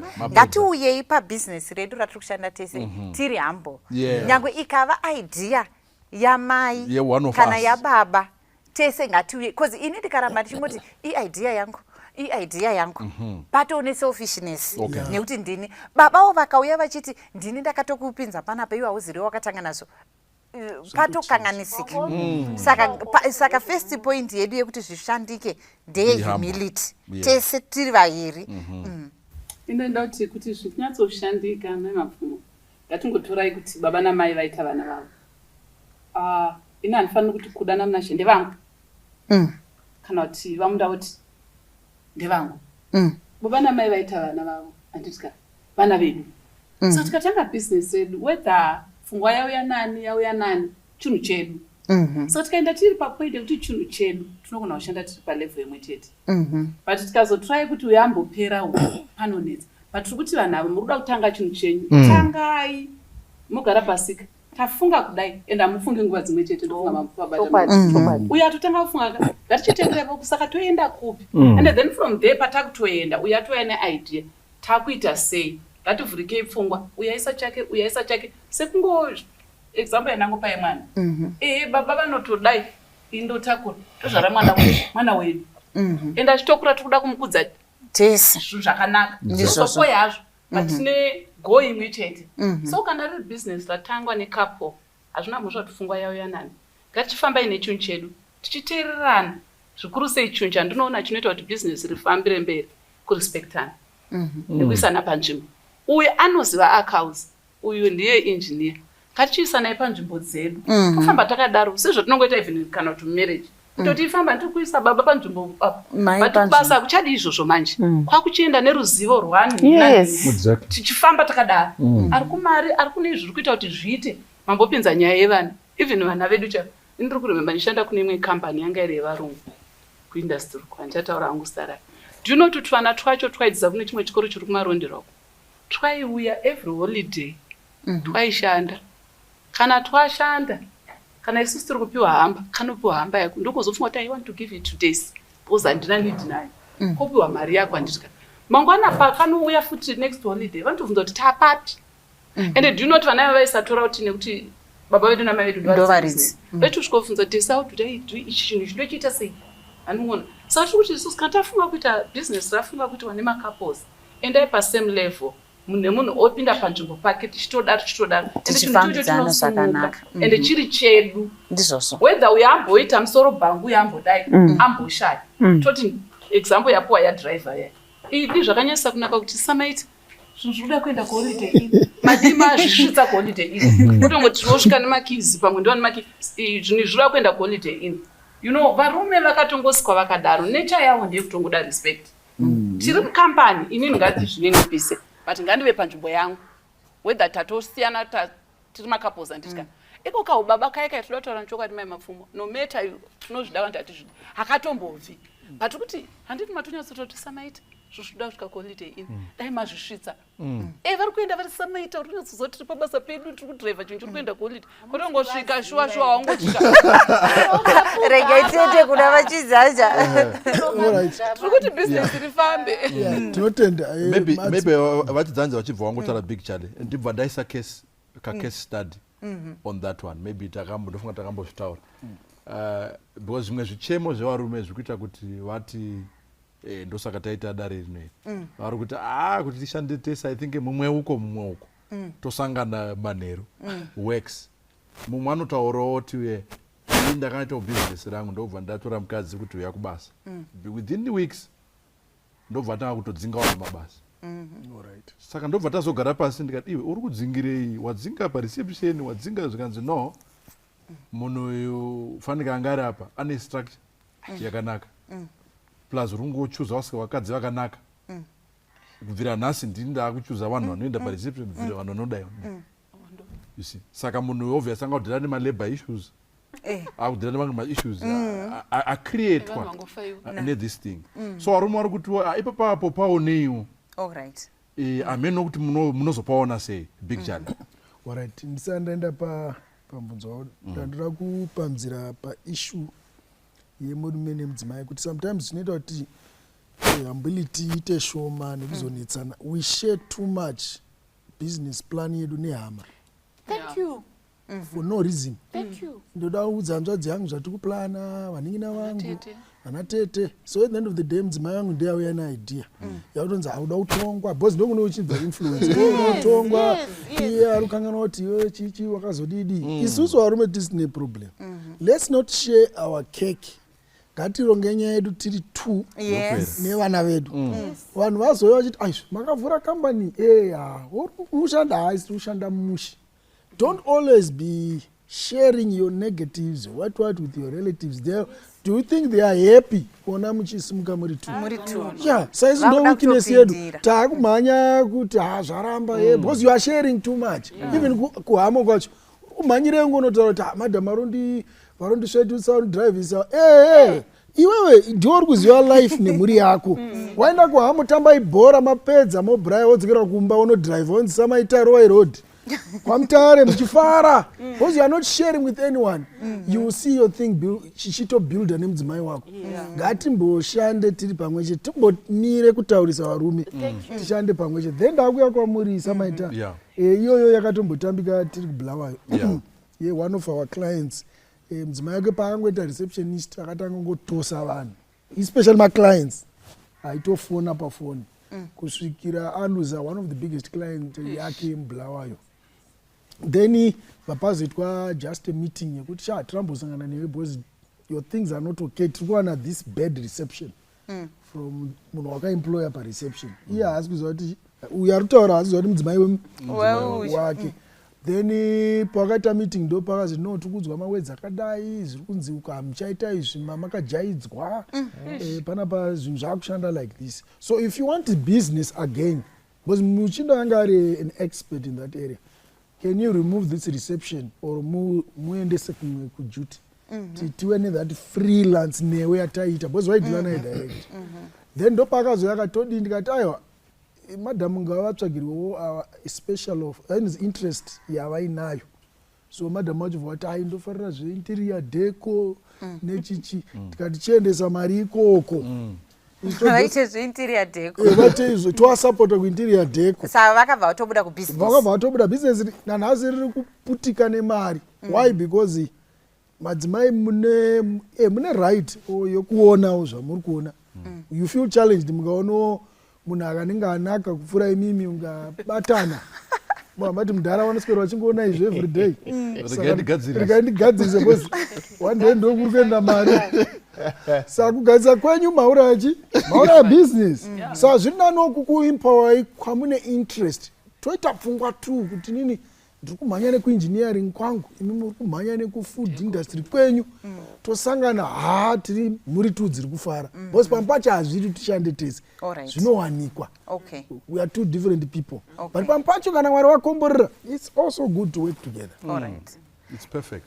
Ini ndafarira kuti mambo adresa varume anditika ndoda kuti madzimai tu aya ambo adresawo mavirtuous women on the issues dzinotadzisa kuti business rifambe. Takatarisa side rema-emotions rekungoita emotional decisions in the boardroom because issue iyoyo ukatarisa patinoita macourses ewomen leadership anditika tinoudzwa nyaya yekuma-emotions in the boardroom. Saka izvozvozvo ndoda kuti chimboadresai mavirtuous women kuti vashandidzane zvakanaka nana-baba pafamily business vazviite sei. Ndotaura kuti ndosaka kubusiness kutori nevanhu vehuman resources nemukuziya vanodhila nekuhiring and firing. Ndosaka kune department remarketing rinomaketa maproducts kana business development kuti batsire. Ndosaka kune department kana rewellness pacompany rinoona nezvekuti vashandi their welfare yakamira sei. Saka inini ndiri pano saperseverance kudai handigoni kunge ndinazvo zvese. Kana kuchikoro kutori nemadegree atori different ekuti ndosaka kune maaccountants anditi ndosaka kune malawyers because kana ndakuda kuzozviita handizoziva kuti ungazosanganisira kuti lawyer, accountant, marketer, what zvinogona zvipo zvatikapiwa naMwari but tiri kuti hazvisi professional. Chinenge chiri chipo chaukapiwa chokuti yes you can recruit, yes but you are not a professional. Saka tiri kuti vakadzi even nyaya yecorporate governance ande ndizvo pane zvinhu zvekumakambani uko zvekuti haugonozviziva zvese. Chero uri mukadzi wemunhu zvambotaura kunzi hazvitwe hazvisi sexually transmitted hazvina osmosis my husband zvambotaura it's not sexually transmitted, it's not automatic. Vakadzi handiti because you can't go pacompany murume anenge aitawo chinhu chakanaka tingatishandidzane but you can't go there in 2 weeks watocrambula zvinhu handi ndizvo. ndopatiri kuti emotional intelligence Yes. iri kudiwa madzimai handiti ndizvo unofanira kuti nzwisisa bvuma kuenda kumatraining ndizvozvo ichichero mukurume akatouya ende varikozve shori mwanenge asingazivi kuti zvinhu zvakadai zvinozoitika because I don't think munhu yaitoanticipata kuti in 2 weeks inogona kutodzoka anga asingazivi saka ndikuti choro baba vauye neproposal yakanaka yekuti huyai kubasa aikonei kungomuka matopfeka gogo handiti vabvunzei kuti when is my induction you also need to be inducted handiti saka imi varume imimi rudo munenge muchidawo kushanda nemukadzi vanhu ngavaende kuinduction ngavaende kutraining yekugona kunzwisisa kuti kutodaira foni ikoko kuenda saka kune macall center makambani autotraina macall center agents hazvisi kungoti hello handiti hello yacho inoitwa zvinoenderana nebusiness handi mukuzvona saka yes munhu unogona zvida kushanda nemurume wako handiti uye kana masvika pakambani nzwisisai masystems nzwisisai kuti business racho rinoita sei hatisi kuti garai kumba kana kuti be in the dark handiti kunzwisisa nekuzosvika muchiti haavhoku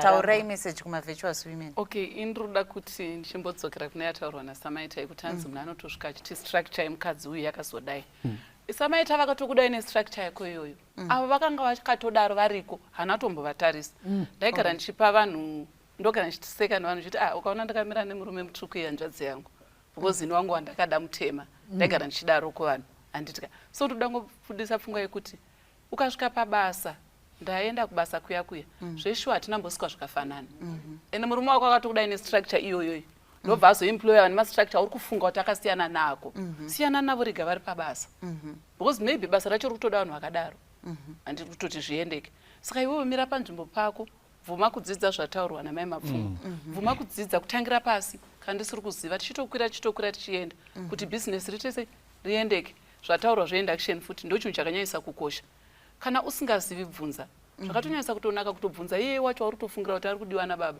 muswededze padhuze newe mufamba mese haana mukana wacho kana wafungira kutongosvikongofaya vanhu ende hatisi kuti nemastructure akafanana but iziva kuti murume wako akakuda neyako iyoyo secretary kana ndireceptionist akaumbika akabatana zvamborehwa zviyazvi pamwe ane structure yebhodhoro iyai hauzivi iwewe avakakuda uine yako iyo yakadaro saka usaende nema-insecurities kubasa unokanganisa kubasa be it husband or wife handitika aiwa asi muchirenyu ipapo hatisi kurambawo zvedu pane vamwe vari kutoita vachitoziva kuti anotounza munhu wake kubasa handiti murikutenyu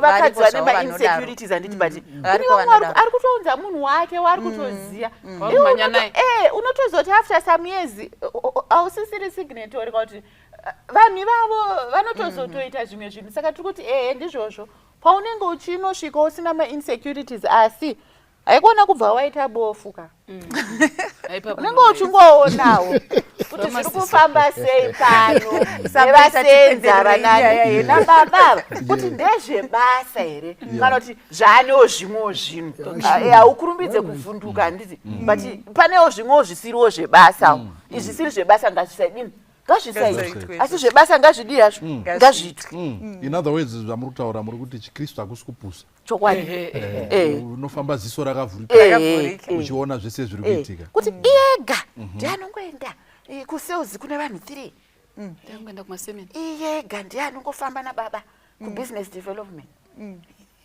marketing ine vanhu 3 iyega yeye ndianongoenda kusouth africa kudubai business development vanhu vese ngavaende maybe toda kutenda vateereri vedu regai tiende pane imwe pfungwa tichida kundoti tinovharira nguva yedu yafamba ndingovhunza just maimpromptu wangu asina kuzvigadzirira vanhu ava are you doing business with your wife? No, ina handikwanisi kuita business havakwanisi ndoprefer kuti vaite area yavo of interest ndoita zvangu because inini wacho ndine ma-weaknesses anozo override ivo so I would prefer takadai zvinotondiitira zviri nani saka it's good kuti Yes. tisvike paconclusion Exactly. yekuti tiri two hazvikwanisike flourish uri uku inini flourish ndiri kwangu. Notoda kuya paconclusion yekuti saka wasiri kuita business sababa namai hachisi chikristu here hazvina nyati. Yeah. Are you doing any business with your wife? Yes, we've been working together since 2003. Yes. It's been good. My challenges are repo, but it's just business can through us. Okay, Yeah. That's good. Kumba, we are back to normal. Yeah. I just want to qualify that statement. Just listening to my discussions at Entry, I think our biggest challenge is the boundaries around objectivity and also subjectivity. If we want to be objective and to grow, there are certain boundaries that we need to be very clear now. Now, Chanetsa Pama family business is you can't. We are not robots. You can't switch off immediately an issue in major irwitkakumba mapinda pado. You don't just. It's difficult to do that. Oh yeah. Yeah, so I think that's one of the biggest challenges. And it then overflows to other things. Maybe to answer you directly. Yeah. Yes, we've been working together for the period and that my problems are we meet challenges in terms of decisions and so on. Yeah, but otherwise I think it's been quite a good experience for us. Thank you. Yes. Takambozviedza zvekushandidzana Zvikashanda. zvakazonetsa saka zvezvekuti sezvo zvingazvishimbuka kudza kuti munenge muchidzidziswawo kuchechi kunzi munonoshanda nevarume wenyu saka unosvika une mwoyo iwoyo handi ndizvo wekuti mushandidzane asi unenge uchitodawo handiti asi takabva tazorega ndibva tazoti zvekutoti pane we incorporated companies before anditi as together and papaitiko machallenges aitika iwawo mamwe achati anditodiscasa panapa kuzotosvikawo tatongoti aiwa umwe nemumwe ngaachidini ngaachimhanya chake saka izvezvo aiwa munhu ari kumhanya chake chiono chaanenge akapiwa naMwari tinozongopana nomaupdates kuti zvakamira zvakadai andazonyura so zvazodai asi ndenchizoti pandiri kunyura ndazvinyudza nditi ipeni yacho ndinogona kunyatsoisutsa zvakanaka pane peni yekunyudzwa nemumwe iniwo chiwo ndichanyudzawo munhu handizvo akanyurowo ega handiti ndinongouyawo ndichibatsirawo nemasaji nekunyaradza nekungonyaradza ndichizoti aiwa ini munhu azvinyurira zvinoita sekuti munhu haazoramba ane kana kuti zvezvo anopambotora zvehama zviriko zvinhu zviyaza zvekuti kune vanhu vanenge vachipindira from vamwe vanhu vachiroti mukadzi ari kuzoisa musoro padenga kana kuti inde ari kubva ita kunge ndiani enhingirikini saka izvozvo zvinogona kutozokonzeresa so unozoona kuti aiwa kana dai manga muchita mese ukazonyudza uri wemanje museve inoyoya kuzokudini saka aiwa haye zvino everything is well mumwe nemumwe padhana rake sekupiwa kwakaitwa nani mai munda isi takazviita zvikatiwekera zvakanaka zvokuti vanhu vaisvika kubasa I remember umwe church member vamwe elder vekuchechi vaingoziva kuti tine business ratinaro vavasvika vakati ndoda kuona secretary iye ari kunzi apunza imba yaramunda akaita sei zvikandoda kumuona vapinda mosi mangu zvikanzi ndimika ime mandiri kunzwa kuti mapunza imba yani nyaya ndisi kuziva ndikati makadii tatotaura paya zvikanzi zvikuenda kumba kwamaimunda ikoko kati handini maimunda I was shocked taishanda zvakanaka zvokuti vamwe vaitozoona pandinoisa signature yangu vamwe vaitobvunza kuti muri hanzvadzi yavo here ozi taishandisa senemi yakafanana zvinoita sometimes zvakazongoperawo hazvo pane zvakazoitika but isusu worked zvakanaka zvekuti zvondaiti ndikapotawo kuseri kosikawo ndainoadresa sase vachiuyawo kosikawo nguva indaadresa samemu tichitoshanda takadaro vamwe vaizotosvika pabasa pedu vataishanda navo vaitozoti nekufamba kwenguva ndopo votoziva kutoti ndo mainingi ava ozi taive nepolisi yekuti tichibuda pagedhi rekumba takudrive kuenda kubasa zvekumba zvaita sei zvatisara pageti sezvavambotaura kuti pane dzimwe dzinonetsa zvadzo but ndiwave mutemo wedu tichibuda futi kubasa zvekubasa zvaita sei takunotanga zvekumba ende zvaitipa mukana uya wekuti ndainyatsonzwisa kuti kana kune night shift zvinhu zvakaoma ndinotomboenda kunight shift was we running a security company ndinotoenda ende hatina kumbonyanya kuwana challenge yaka zvinowanikwa the mambobo wana unogona kuda kusvitakura kuenda kumba because pane panosvika chikuadhirisa zveshuwa kuti wakanya basa ukuadhirisa semushandi unombobatikana but sepolisi atatakaisa kuti chingobuda pagedha ende nyaya yasinosvika kutaura kuti mambondiita sei takashanda zvakanaka. Toda kutenda vateereri, this was a very powerful program and I believe kuna ari kutoona izvi zvizvi zvangaitera mai munda wasara atoti manje handisi mai munda uri indiri chihera hazvinzwaro. It is possible, it's actually good, it's exciting. The positives that we have had of working together is good. Then pabuda imwe pfungwa yekutoti zvinogoneka futi zvakare kuti madzidzana maonanawo ona kuti iwewe ukarova uchienda muJudhea uyo orova achienda Galili tozosanganawo pakati zvichifamba zvakanaka, marriage yakanaka, zvose zviri honest and in good faith, then it is a blessing to the family. So toda kutenda naizvozvo tichakumbira mai munda mutivharire nemunamata. Thank you so much. Mwari muyamutana muri pakati pedu Jehovha mbiri nokudzwa tozvisa kwamune zvakakufanai Mwari mamuri pakati pechirongwa chatachidiscuss kuda kwenyu ngakuitwe zvakanaka zvitorwe Jehovha zvamunoona zvakanaka kuti zviitike kumacouples dai mungazvitendera zvese zvamune mabvumira zvoitwa sekuda kwenyu kuda kutendai nevadare vose dai mungovaropafadza nekuvakomborera mbiri nerukudzo tozvidzosera kwamuri nekuti zvakakufanai muzita raJesu. Amen. Amen. Thank you so much. God bless.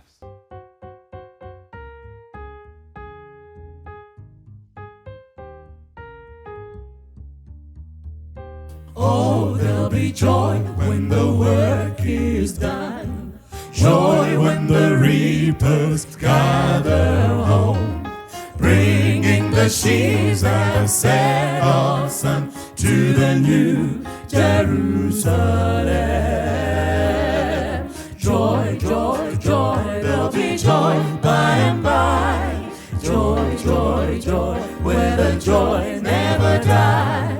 Joy, joy, joy, for the day draweth nigh, when the workers gather home. Sweet are the songs that we hope to sing, grateful the things our hearts shall bring, praising forever Christ our King in the new Jerusalem.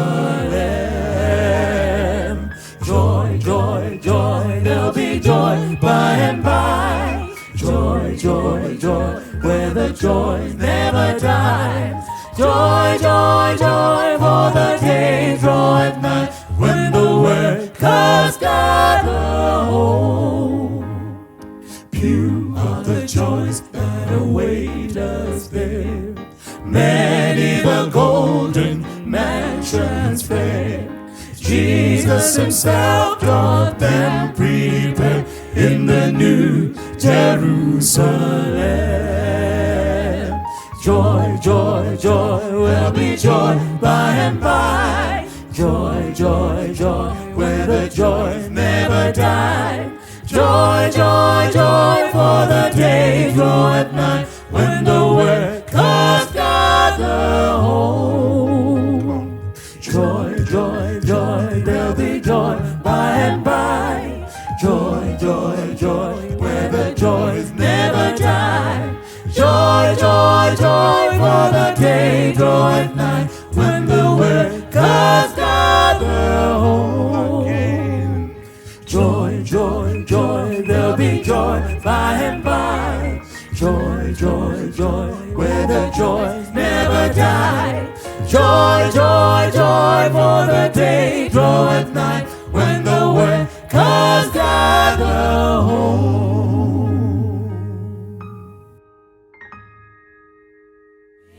Wangu Noshua tenzi, muye, mumoyo mangu ishe mugare, mandiri ndikova wenyu zvachose mweya wangu noshuva tenzi muye mumoyo mangu ishe mugare mandiri ndikova wenyu zvachose handimboda kukutadzirai asi nyama ndiyo yakaneta ishe pindai mandiri ndikova wenyu zvachose handimboda kukutadzirai asi nyama ndiyo yakaneta ishe pindai mandiri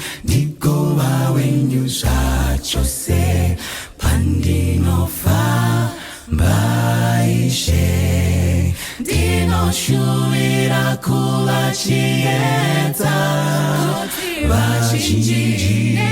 vazhinji vagoya kuruponeso rumbidzwai makanaka rumbidzwai munoyera rumbidzwai ndimishe wema adzishe rumbidzwai makanaka rumbidzwai munoyera rumbidzwai ndimishe wema adzishe mweya wangu noshuva tenzi muye mumoyo mangu ishe mugare mandiri ndikova wenyu zvachose kana rufu rwauya handidi kuzotya shingaira ndizoti ndarwa kurwa kwakanaka. kwaziwai wadiwa vateereri nevatariri vedu, tinoda kukuchingamidzai kuchirongwa chedu Virtuous Woman, apo patinotaura nyaya dzemadzimai. Donzvo redu riri kuti mudzimai wose ararame in a God given purpose, uchizadzisa chinangwa chawakasikirwa naMwari, tichiramba tichiupholda mavalues edu atinowana mukati meshoko raMwari. Mukukurukura kwatinoita tinotaura nyaya dzakawanda dzakasiyana. Tinoda kukutendai nefeedback yamunotipa, zvikuru sei nemasuggestions amunotipa mukati mezuva ranhasi. Toda kuti tikurukure panyaya yemafriends, mafriends atinoita mukukura, kuti upenyu huendeke pakurarama ikokuko. Kuti tikurukure nyaya yedu yanhasi, tichatsamira takanyanyonangana nevana vechidiki. Mukati mezuva ranhasi tine vadare vedu, my young virtuous women, vauya kuzotibatsira kutaura nyaya iyoyi. Ende zvakadaro tina gogo vedu vari kutsigira with our expert panyaya yatinoda kukurukura nezvayo. Ini ndinonzi Dr. Laisa Mbiriri. Semazuva ese tinopa vadare vedu mukana wekuchingamidza nekutaura mazita avo. Regai titange kune our young virtuous woman akagara necheuko. Hello everybody, ndinonzi Ayanda Ngwenya. I'm happy to be here. Thank you very much Ayanda for coming. Kwaziwai vatariri nevateereri, zita ndinoitwa Lisa Chinyama, ndiri shamwari dzeshamwari. Okay, shamwari dzeshamwari, friends of friends. Yes. All right, tinoda kutenda. Thank you very much. Makadiwa vateereri, zita ndinonzi Tinotenda Nawo, ndiri shamwari. Zvakanakisa, tinoda kuchingamidza Tino. Makadiwa vateereri nevatariri, ndinonzi Sandra Sigauke, ndaizokurukura pamusoro peshamwari. Tinoda kutendai ndichiremba vedu ivava. Kwaziwai vateereri, zita rangu ndinonzi Gogo Mangwengwende. I've been privileged with more than 6 decades of associating with people. So shamwari ndakasangana nadzo. Dzemhando dzakasiyana ndakadziona. Yes, tinoda kukutendai Gogo Mangwengwende. Isu pano tinovadainza kuti Gogo Star. Saka regai tienderere mberi pakukurukura nyaya yedu yatoda kutaura nezvayo nyaya yemafriends kana kuti yemafriendships unotoona kuti mukati mebhaibheri pane vhesi randoda kuti nditaure panapa Proverbs 18 verse 24 inoti one who has unreliable friends soon comes to ruin but there is a friend who sticks closer than a brother.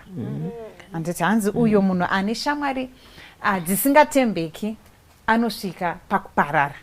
But tine vamwe mafriends edu anotodarika hama dzedu dzepedyo.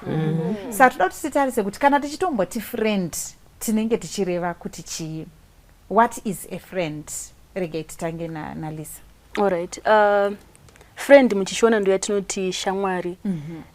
Basically togona kuti someone you share mutual affection with or mutual connection with. Okay. Muneza munoshare probably kumabasa mune pamunopindirana kana kuti kuchurch kana kutongofarirana generally musina zvekuti pane chinotibatanidza angori munhu wekuti probably you just easily connect with ndiye wandingati shamwari. Alright. Saka muri kureva kuti kana tine chimwe chinhu chatinacho maybe a common interest. Okay. Ndo tatu ma friends. Kana tingori ne common interest. Does that make us friends? Because kana tatongonzi tirive kubasa kumwe chete tatu ma friends. Kana tirive kuchechi kumwe chete tatu ma friends. Not necessarily. Tinogona kuva nema same interest but tisiri shamwari. Okay. Pane song yainomboimbwa munyika mekuti zvamunoona usawira unopfuura ukama. So to me a friend is someone who knows things that not everybody else knows about me. Anogona kuziva zvandinofarira. Anogona kuziva kwandinoswera nezvandinoita. So that's a friend to me. Pane zvaanoziva pamusoro poupenyu hwangu zvisiri privy to everybody else. Alright.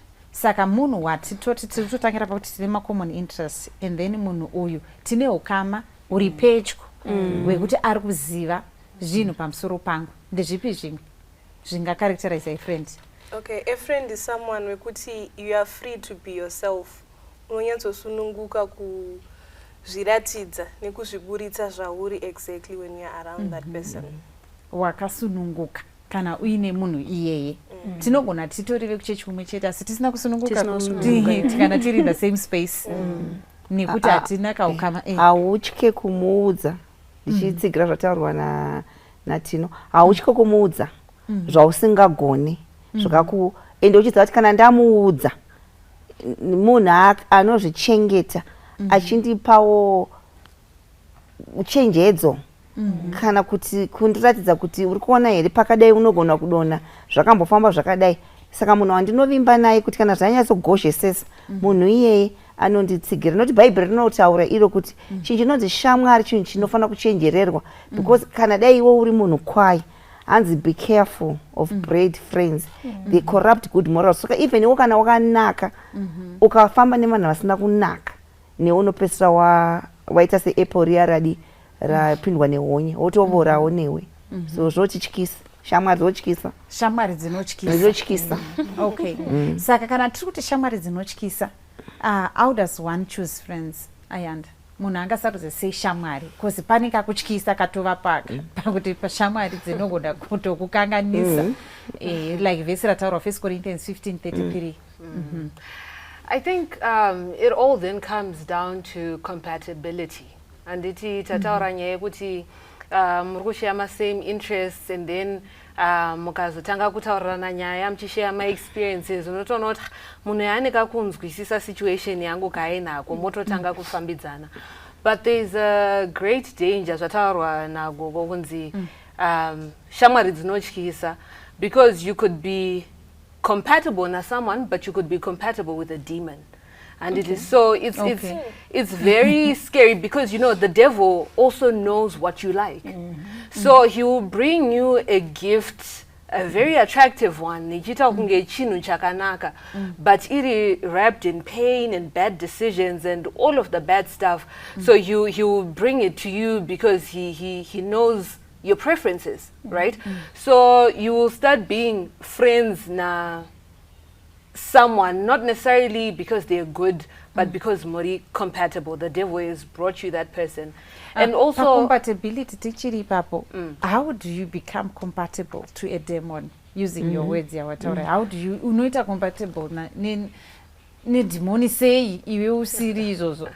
Right. So the devil knows our weaknesses and he uses them against us all the time, like every chance he gets. Saka unotoona kuti hapana musi waunombotanga wafunga kuita chinhu chakanaka. Unotozoita kakuzvidzora because we are born of a sinful nature. Saka titongori inclined to sin. So ukaona uchitongomuka uchitongofunga kuti ndikutongoita zvinhu zvakanaka then you're an angel. Hausisiri munhu. So the devil knows our weaknesses. The devil knows the things that we secretly enjoy. The devil knows the things that we like. Saka he's just going to use a friend as a vessel to push you where you really wanted to go, but you didn't have courage to. Saka tinozongoti bad friends corrupt good morals. You were secretly like that. Saka chinzi, show me your friends. They're just enablers. Exactly. Saka haungotangi kungoita chinhu chiri bad, and the devil will not tempt you ne something chausina interest in. The devil haambouyi kwamuri dog achikutemptai nedoro body you know it is very attractive. Oh no, you're not going to be tempted near something like that. The devil will tempt you near something that you secretly enjoy, but because you have a reputation and a facade, you look like a perfect being. But Satan he knows our weakness. All right. Yes, so that's where I was saying compatibility. Ne demon. All right, well explained. So, can I go on? Yes. So, compatibility is also seasonal, and Saka you can be compatible ne munu mu season yake mu dry spell yake. Mofungoti, this is a good friend, and Mofungoti, that friend is going to be with me. Kana zvino zvadi. Zvanaka. Iye zvake zvonaka iwe oramba uri pasi. Motozoona kuti hamusi compatible zvemashuwa. Motoona kuti makatosiyana malevels enyakasiyana. So we have seasonal friends. So you can have a friend. I remember my mom had friends when she was still pakati pe grieving chayo when my dad had passed away. And right now I'm thinking of it, kuti where are those people? Saka zviri seasonal. Saka you start thinking kuti are we really compatible, or we just share a similar dysfunction? Okay, all right. Dysfunction. Okay. So you can be sharing the same pain, but it doesn't really mean that you are compatible. So when you're looking for a friend, instead of compatibility, you need to look for suitability. Kuti munhu yari suitable for me ere kwandinoda kuenda my dreams, whether zviri educational or spiritual, ari kualigna ere nema values angu nema goals angu. Saka compatibility could be very dangerous, and inogona kuti leader mumamwe ma friendships atinogona kutoita trapped in, because once wahila of whatever it is that you're going through kwawasanga nemunhu wauri compatible nayo, you might even feel guilty to crawl out of that friendship. Saka you remain in toxicity. Because you are healed, this person is not healed. Saka now what must happen? All in the name of friendship. Sakuti friend yekumaumbwe. Kana ndabva kumaumbwe atisisiri compatible because level redu pamwe yachiri kuita zvemaumbwe inini handisisiri pamaumbwe level atisistori compatible. Saka tuchiti like as you grow or in different phases, we have different friends. Saka dambudziko rinozouya kana uyu wekumaumbwe akuda kuramba aineni kana kuti wewe ukuda kuramba uchimudrega kuti auye newe iye asati apfuura stage yemaumbwe. All right. Okay. So but do you really get to choose? Do you really get to sit down? Ndezvo ndada kuvhunza chiremba kuti pane box ranotika kuti compatible, green eyes, soft voice, financial status, education, or it just happens. It's just you gradually glide towards each other. But one thing that Ayanda has already said is iwewe wacho unofana ngotori munhu ane some certain standards kuti gliding yacho inofana kuti hold. Iwe kana kuti munhu wandiri kuda kuglide towards iwe wakutoona kuti I must stop this person. Iwe ndiwo saka the person that you can only be in charge of is yourself. You can rarely be in charge of another person because iwe pachako kuti munofanirwa unotozviita ugoti ko ndanga ndichiitei. What's more about a person ari pa next door? So the person to really your compatibility, your box for ticks is guard Iwewe. yourself. So it's important that unotomboita a point of self reflection. Yes. Kuona kuti vanhu ava tiri kufamba tese here patiri kuda kufamba pacho. Yes. I was going to say, I like what Ayanda said, kuti we have seasonal friends, which then means that they're probably not friends, but they're people that we've met on the journey of life. So I've met Tino today because we're doing this recording together. And then once that season is over, once we don't do these recordings together anymore, we cease to talk, we don't have anything else in common. That's that. The problem now is sometimes we don't know how to classify our friends. We think all friends are the same. So we don't put those boundaries. But there are people that we know. Those people are not our friends. They are people that we know. And then there are people that we work with. They're not necessarily our friends, we just work together. So pane ma levels to the friendships, and how you remember Jesus said there were people who were always following him, isn't? Dozens and dozens of people. And then he had 12 disciples. And then he had 3 inner circle friends. So there's levels to these things. You really cannot just go around calling everyone your friend. Because you are in a WhatsApp group with 257 people, then all of them become your, it doesn't work like that. So we need to, like she said, it's up to us to decide who is going to be my friend. And that helps us in making the choices as well. Okay, so because me and this person, we share common interests, of course, we are compatible, but are we suitable to become friends? Which is something that, like what Sister said, sometimes we don't really think about those things. We just sort of glide towards it. We become friends because we've been trapped in the same space for 4 years. We're doing from 1 to 4 together. We're in the same class. We sit next to each other, so we become friends. So actually, Doc, what you are saying reminds me of some things the trends that are happening these days. Whenever we chat, they need to choose some numbers. I know some friends that fell out completely because this person category we are going to invite a first wedding next second. Some is from group B. I didn't know I belong to group B. So as you were saying, sometimes my friend who name a level, but I also want to say, friendship is not necessarily because you are always in each other's face.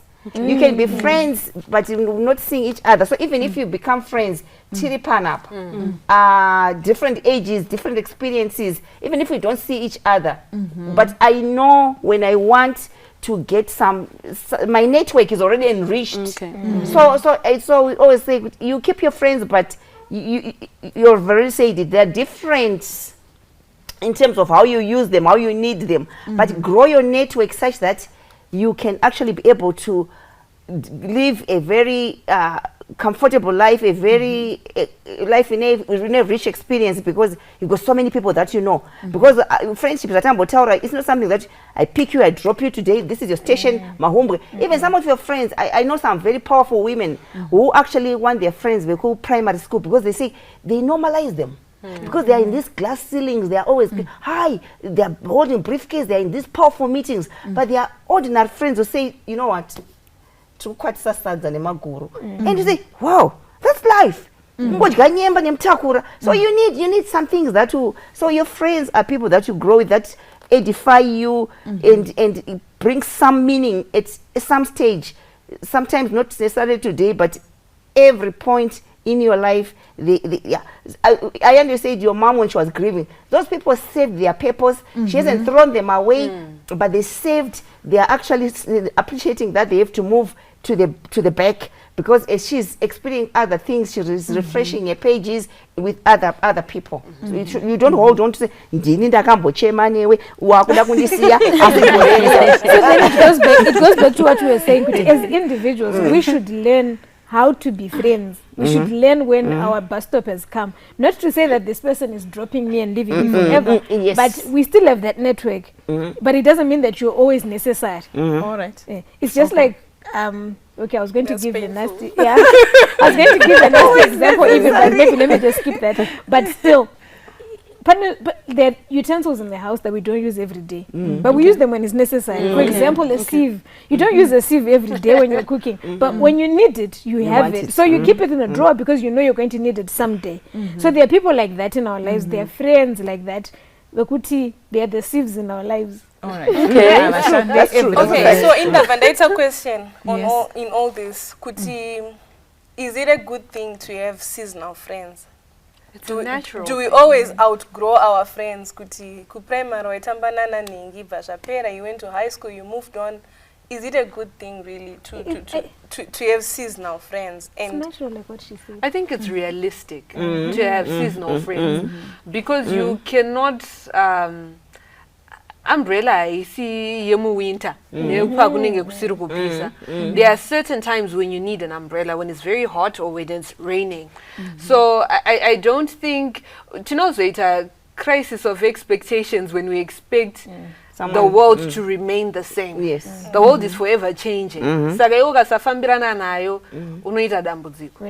But then azvibuditsika element kekuitisana ere. I think it's because important. ukandi dropa because and pana nti haibikiri mazayandi wobva ngondisiya wobva waenda pane umwe ko inini ndasara. Kuti bus stop. I don't think you drop your friends. If bus stop you don't. That's the thing. That's the angle I'm coming from. Yeah. You don't write a letter, dear Lisa. As we get to this past, to prepare to disembark, because our acquaintances come to an end. Things that a natural. As you grow, you talked about people that you went to primary school with. They are still your friends in that you need them, but the interaction is actually changed. And you as a good friend, when you are talking to those people, you know how to structure your conversation, because you get some friends that are so obnoxious, for lack of a better English word. They talk to anyone. You know, I parked my Range Rover over that side, and they what, you know, the conversations panapa. You didn't drop them as such, but you appreciate where they are, and you actually work with them to make sure that you don't. Maybe Lisa, iwewe uchidi my friends are query from creche. The time you moved from creche, uchitoenda ku primary. Vanhu vakaenda navo ku creche, mukasaenda mese ku primary. Wakatowasiya because you created a new circle of friends. The time you went to uni, wakaramba uinavo here, wawanga uinavo ku high school. Yes, you can be in touch. But kalevo kekutoti hatisisiri in touch zviri regular because iwe watokunze kwenyika avasara kunoko nyangwe vanga vari maclose buddies ako kunoko izvozvo zvinotosiyanisa because you are moving to a level saka ini handizofanira kuti Alisa aenda kunodzidza kunze kwenyika saka akufanira akundishainira nekuti aende kuno kunze kwenyika. I need support structure itori pandiri izve zvitori immediate. Uyo ari kuZimbabwe akasara kuZimbabwe, yes angari friend yangu, but for now I need this strong safety net around me kunoko kwandiri. So patinodzokawo kuZimbabwe we can still catch up. You know, kune vanhu vekuti tapedza 5 years sisina kunana, but patinotoonana pacho like we were together. So maybe mama munogona kutibatsira kuti iwewe as a friend, as a person, what type of a friend should you be? Remember when I was saying to earlier on that the most important thing is iwewe as a friend. What sort of friend are you? Do you appreciate boundaries? When you visit, when you interact with your friend, do you appreciate that there's some questions that you can't ask your friend?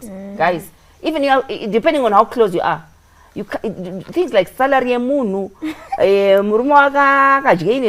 whatever, you must appreciate as a friend how much into someone's life do I go into. As I said, if you're in a cycle, but still in a much, be told, usa demand kupoa information. And when your friend is going through some spaces, do you actually leave them to actually be ready to talk about some things? As a good friend, what influence do you have? Mona, sometimes I remember someone in a public place, and I actually just ignored it. But chita mnasha.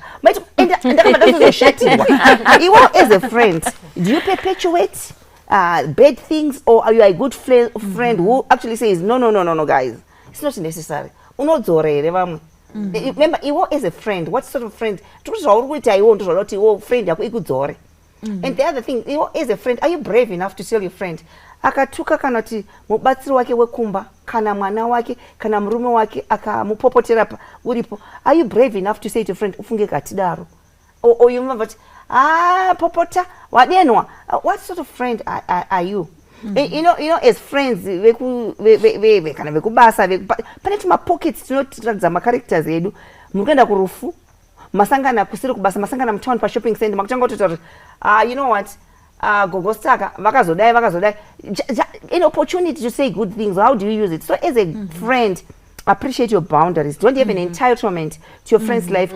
Deal with the information inini. Don't try to be the center. Be supportive of someone's life. Be supportive and make sure that you nurture them and let them live their life. When they tell you something, appreciate when they are ready to talk and give good, be good influence. Guard yourself in terms of how you give advice. Don't be jealous. It's so easy to be jealous. Mukura mese umwacho iwo vana isu tinetane vana vakura mwana waningazodai mwana waningazodai pane kuti supportive vote inini mungatumira mwana kuchikoro chakadaro. Mind your language when you're talking to your friends. You have good language. Know your boundaries. Be and just don't have entitlement. Kuti mwe munakatamba naningi kuti vana vanotamba 3 munaka wadi kutanga wandudza inini sensingazvizive inini no. Yeah, I think panyaya entitlement it's very important not to be entitled kune our friends because like what we said kuti the devil knows you. Saka ukaona munhu ari kuda kuita entitlement ari kungofila entitled to information yako time yako and whatever. They are not a friend. They want to control you. So once they know stuff about you, they can manipulate you, they can control you. And in my insecurities, you always want to have that person by your side because you're so afraid to be alone. So you need information like, and the owners are very manipulative, have a way of getting people to talk. And yet you don't know much about that person. You go to not sometimes what that but there's so much information about you, they can use it against you. They get and now to Rambirauri power so that your information is what is safe. So I think we shouldn't be entitled friends like what Gogo is saying. The other thing about friendship, I think Marano Toti Samwiro, you know, we so carelessly give everybody access to ourselves. And you know, go like this, the devil, nema demons, can come and influence you. Unopedzera waluza identity yako because ukataurisa people have opinions. Munhu anokudza kuti murambe murume wako ari useless ungachengete murume ungaita sei kaunti vana vako vaite sei discipline them this way kaunti aiwa iwe uri kutofana kutodai so mafinances ako uri kufana mashanisa so the moment you give access to everybody hausisina identity yo hauchakwanisi kuseta boundaries even for my friends ako because yo ako boundaries auna uzvisetera. So I feel like as a friend you should not, I mean as a person you should not just be giving everybody access to you. And then panyaya yama opinions papo, there are people who become friends for reason yakuti we don't like the same person. Okay. And you actually all the time that you're together, you spend it on kutaura munhu yeye akazodai so that other time akazodai so if you sit down and think about it, not but nyaya naye ndatina nyaya dzedu dzese ndedze kungovenga dog. Why do we do that? So if we're not careful as people, we become wrapped in jealousy rambotaura, not even jealousy, but we become wrapped in friendships that are not beneficial at all. So ipapo patinenge tichiti shamwari dzakanaka dzakashata, we should also be very careful kuti isusu as friends what exactly do we talk about kana tine vamwe vanhu. What are we saying about other people or what are we saying about life in general? Patori nemunhu waunotoziva kuti ndikangosangana naye all we are doing is complain. Oh, yes. We complain and complain. Zimbabwe this, our life is like that. Pressure on Instagram. This, all you do is complain. So you should also like think about it. Maybe of course titori neshamwari already. Kana utori neshamwari dzako, sit down and think, ndine shamwari dzangu 10, pashamwari dzangu 10. Ndiana anonatsa edify chaizvo. You come to a conclusion yekuti in your life you only have half a friend. Okay. You don't even have 10, you only have half a friend because pane vanhu vekuti ukatara nawo hapana chinja. Pane munhu shamwari yangu andatotaura naye during the week and I was complaining and she sort of made me think about it. Because ndakataura naye ndichiti you know life does this and then the pressure and she was like, but do you really feel pressure? Or it's just you giving yourself pressure? Iye akafunga maybe ndaoma musoro, but I thought about it ndandega ndikazonoti, but she was right. So sometimes when isusu sevanhu, we should also be careful of the energy that we give to others. Because sometimes tinoprojecta zvinhu zviri negative when people actually need encouragement and good stuff. And you attract zviriwo negative as a person. Yes. Okay, then for issue entitlement, there are friends who actually feel entitled kupenyu wemunhu kuti why did you do this without telling me? Kwazoenda uku usina kundiudza here. Like people become controlling my friendships imomo and iwo unotozoona kuti auchakwanisi kurarama usina this person. Ndawauda kutomubvunza kuti asaka pandoita sei? Do you think kuti this person is a good guy? Haona zvandaitirwa like this. Saka you become part of that person. Akuda ngokucontrola and ukutoona kuti friendship yacho ka iye ari kukuchinja kuti uve zvaanoda iye. Saka we should be careful of those people vari controlling and vanofeel entitled kuti you should not do this, you can't do this without telling me. Why did you go there without even telling me? Yes. Ndine mubvunzo ipapa because tese tungotaura kuti entitlement yakashata nema-boundaries, but how best can we communicate ma-boundaries mu-friendship without hating each other? Because ndogona nge ndichifeel onge ndiri entitled to zvinoita tino because tiri shamwari. Kwandiri that's my own definition of a friend. If you're my friend, it cannot be entitlement really, but seshamwari yako, I should know what is going on. Saka tino kwaari zvinogona asingazvifariri kushare neni, but inini nekuti ndiri kuti shamwari yangu I should know. Sezvezvo kuti munhu ada kutravela ndozongonzwa kuti tino atravela abuda aenda kunze kwenyika. As a friend I was expecting her to tell me because ndaifungira kuti ndo level yandiri. Saka ma-boundaries acho iwawo, how best can we communicate them kune shamwari dzedu kuti tinzwisisane? Yeah, I think izvozvo zvakatokosha kuti vanhu because iwewe friendship wauri kufunga kuti unawo nemunhu uwo zvinogona kunge zvakatosiyana handitika zvekuti inini ndiri kutofunga kuti inini nditori close friends yagogosta and kuna gogosta nditori ku4th layer uko yekuti munhu wekuchechi baive kuchechi saka zvinhu zvavo unotozozvionawo pagrupu rekuchechi unotozozvionawo pastatus pavo utozoti. So I think, do we have to tell people what happens? Because kana inini ndisiri friend yenyu zvekudaro but ndichitofunga kuti ndiri friend yenyu zvekudaro, how do you balance it out? I think you should be bold enough to just live a life really bold, and some things are not explicit but implicitly said. Kuti look, this is my life, ndo mararamiro andiri kuita. Tese tinodzidza, tine shamwari dzedu dzatinoziva kuti approach with caution.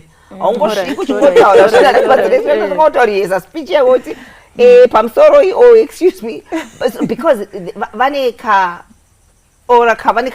kavo kavanoita zvinhu. So I think that's why I keep saying to kuti even at my age nekuchembera kuno unotoona tunotirotiwa pane dzimwe shama dzanoziva these high maintenance vakauya kumba kwavanhu vatoti hande kumashops wotoswera waenda kumashops nakuzvironga wotosina tofunda kumba kuti baba tiri kuya mwesai lacto inoza pane mwana anokutora so vomba kuti ndiperekedzoka ndise chakati. But you have to keep zvawataura, you have to study your friends and say look, these people vanondibatsira izvi avandibatsire izvi, and learn to tell your friends kuti fungeka azviite handisi kuda kuita chakati handisi kuenda. Be firm enough. You must actually learn every morning kuti I must be firm life is being lived. Hapana paunosvika pakuti right now hapana zvandotomboziva zvese nekukura ikoko. I still have to learn. Ndotoziva shama dzangu pandakagara pano ningirikiri kwaswera ningirikiri apa chaunoita chako. Hapana zvavo. Because and vanenge vachikunakidzawo because vanenge vane means to pay the way through and but you have to be firm. You have to be firm and say kuti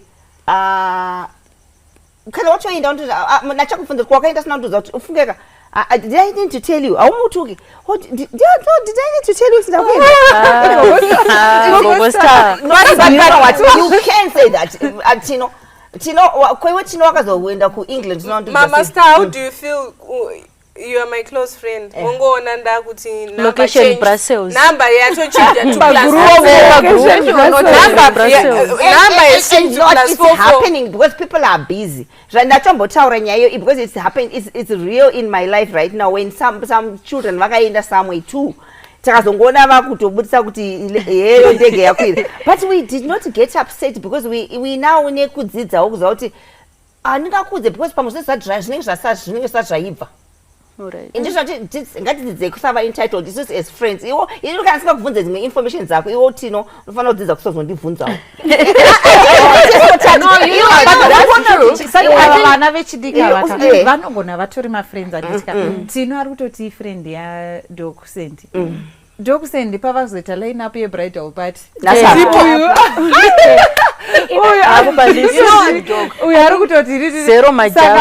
Ari kufanira here kuzoti zero majava.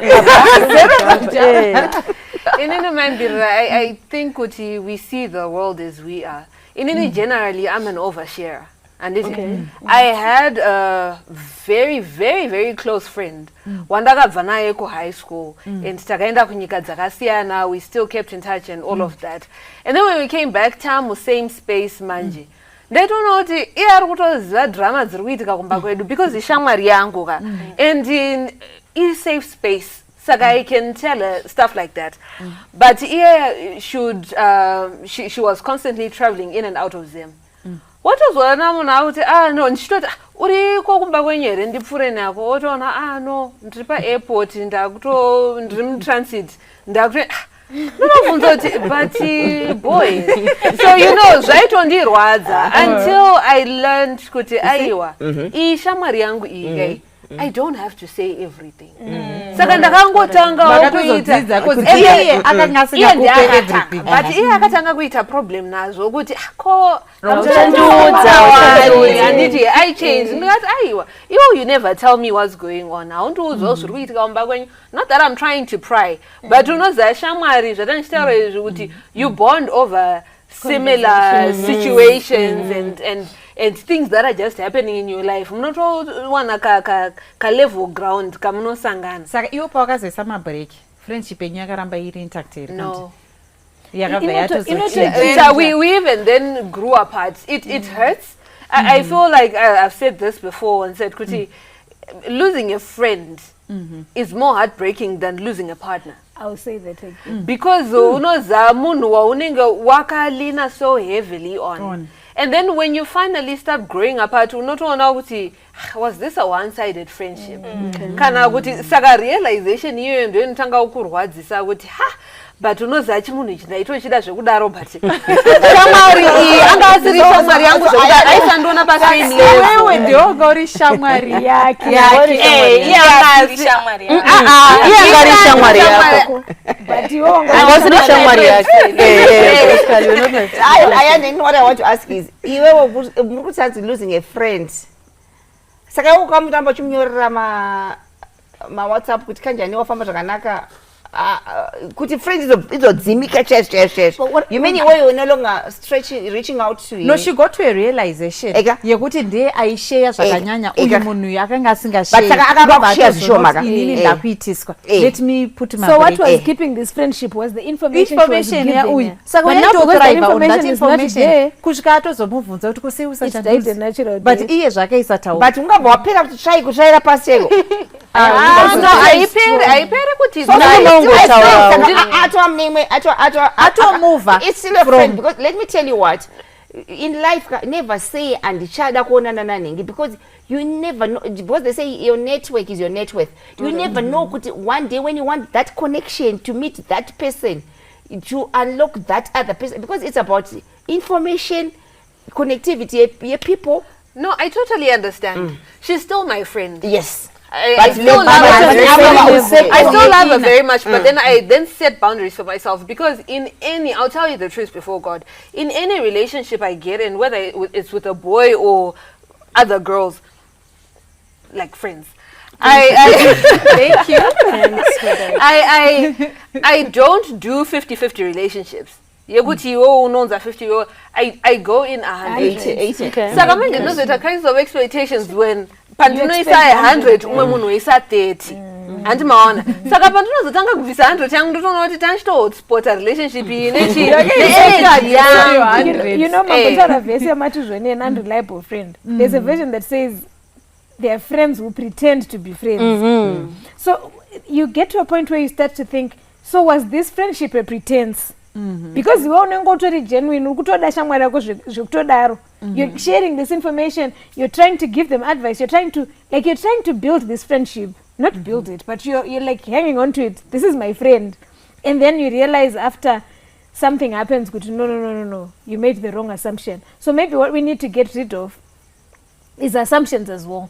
Isusu as individuals. Let's not get into friendships assuming kuti she loves me 100 because I love her 100. Because maybe she's at 10. And when you realize that she's at 10, that's when you start holding back. Then she is because to be honest with you, and I honestly think some of them listen to you because they want, I don't know how to put it, but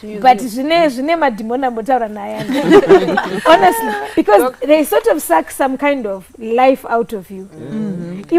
Every time you share, and if you notice what you're sharing is not, when you share good news that has happened in your life, they don't want they're okay, they're excited, but not like when you're sharing, you know, we're going through problems at home, they're like, really? They're really interested in that, you know. So sometimes we need to, Isusu as individuals, don't go ahead as na sister. Kuti Isusu as individuals, we should also know kuti, let's not assume that everyone is like us. Before kuti, we should not assume that the world is as kind as we are. The world is not as polite as we are. People are not as nice as we are. So when you get into a friendship, or when you gradually glide towards that friendship, you should be careful on the steps that you take. Kuti, are you oversharing with this other person? Because they're not for your good. Some of them thrive on the nonsense that happens in your life. So how do you sorry, pa issue my friendships and pane I have a friend wekuti anokuda iwewe because panenge ari in need. Like anenge ine drama rake rikuitika life make, and I'm the friend, she runs. Shanda, it's so. Then you are there for them. You support them. You comfort them. You pray for them. But even if you try to tell them, I'm going through this, or I'm in a dilemma, you are friends because you go aninga achikuda paninga ine problems panema problems ake ndo roho yako mlefu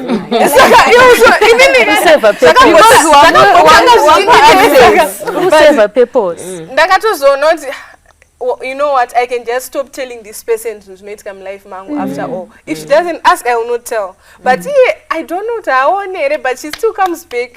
Just because you give her access. So what I think is for this type of friend iwewe muupenyu wake, she has found you as an anchor. Yanoda part-time support part-time yaninga chita go and through. She always needs support all the time. So, but manjika as a person, maybe she feels she cannot give you that same type of support. Saka iwe we are supposed to look for your another type of support elsewhere, not in this friend. What was about friend? You are mentoring, you are a giver, but you are receiving from somewhere else. So I don't think uyu zvandiri kumugiva achagiva back. Saka iwe chigeta from somewhere else. Because they probably don't have any. Also, on that note, you feel like you are giving too much. There's also another friend wekuti iye anongofila kuti zvinhu zvakanaka zvinofanira kungoitikira iye. Like we are applying for jobs in the UK. I'm applying, I've started the process, and you should listen to her. And there's so relationship yangu, the guy is coming to marry. Iye zvake ngazvingoitika zvakanaka. Zvikaramba zvimwe zviuye zvakanaka kwaari, and iwo hatombotarisi kuti, and she doesn't even think that you deserve the good things in life. Saka there are friends like that wekuti saka friendship yacho inopedzisira yatofa, because I see friendship when I'm the one who's putting in more effort and this person are going to expect her from me. I think ndo patambotaura pepe kuti tine vanhu vakatosiyana mukati meupenyu. Kuti akatongoziva kuti uyu munhu uyu chaari kuda kwandiri kana chandinokwanisa kumupa ndeichi. Iwo kana watozoona kuti this friendship is draining kwauri, walk away and terminate it nicely. Maybe zvatingade kubatsirana panapa kuti imimi as young people, how do you detach yourself from bad friends? Because we have a challenge at this age. Vana vechidiki panogona kuva nema-bad friends. Of course, aya ndataura kuti unenge uinako kaubhedhi kacho mauri kakuita kuti uningirine.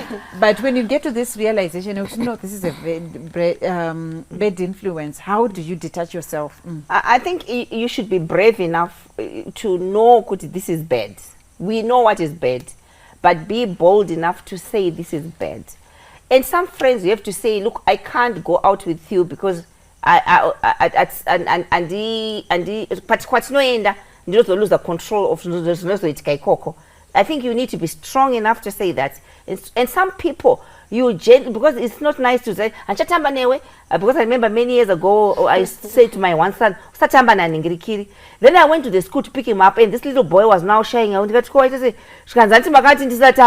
like, oh my, it's supposed to be a gentle, subtle thing. You just reduce communication. Don't don't answer their WhatsApp. Don't a person who see which maybe you maybe I'm not so maybe you know what, maybe not because we are best friends, but to reduce the number of my people in my network who can go drop. So I think friends are people that people that are rich are people that have played with rich people. When you are sitting down, what are the things that you talk about? You talk about married quit kwa kupi. I've got a friend who always says, "Unozakatamba nevanhu vanenge vachiita zvechidrinyu, chero kaenda kupi unongoramba uri drinyu rine muswe." But what is all out? You looked at your friends, how they edify you. You actually say, what conversations we have? Because as you are right now, we're actually growing up. What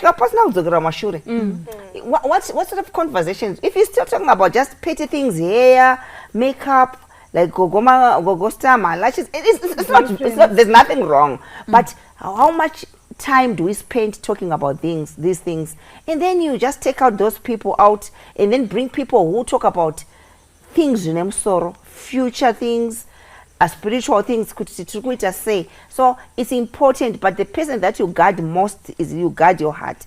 You will watch Kanosnama standards, you'll be blown everywhere, left, right, and center. But you can only standard, Lisa. If I know one thing that I know, I'm a very loud person, but I know my boundaries. Good, Pakat can I even very loud Chakata and cheated because I know I can't. I know to be deep end. So you need to guard yourself. Pane vanokufonera katikana kuti vanozoti kuwa uchataura because waita that gradual removal anditika of yourself from this bad influence. Ende vanotozozvinotisaka kuti iwewe things are different. Also kuti kosi ndiri busy and iwo wacho wasingafunda ndomusona kwazo nemvura manje sina kana motikari ngeova yapfuura iyo. So that's why I'm saying you need to have a mature approach to this letting go, an amicable thing chine dignity to yourself. Zviri mature kuti you can't say shamwari uite not at your ages ndezvekuma grade 1 andichatamba newe because mama wako atisatamba newe guys makura you need to let go. I also think kuti detachment starts from attachment.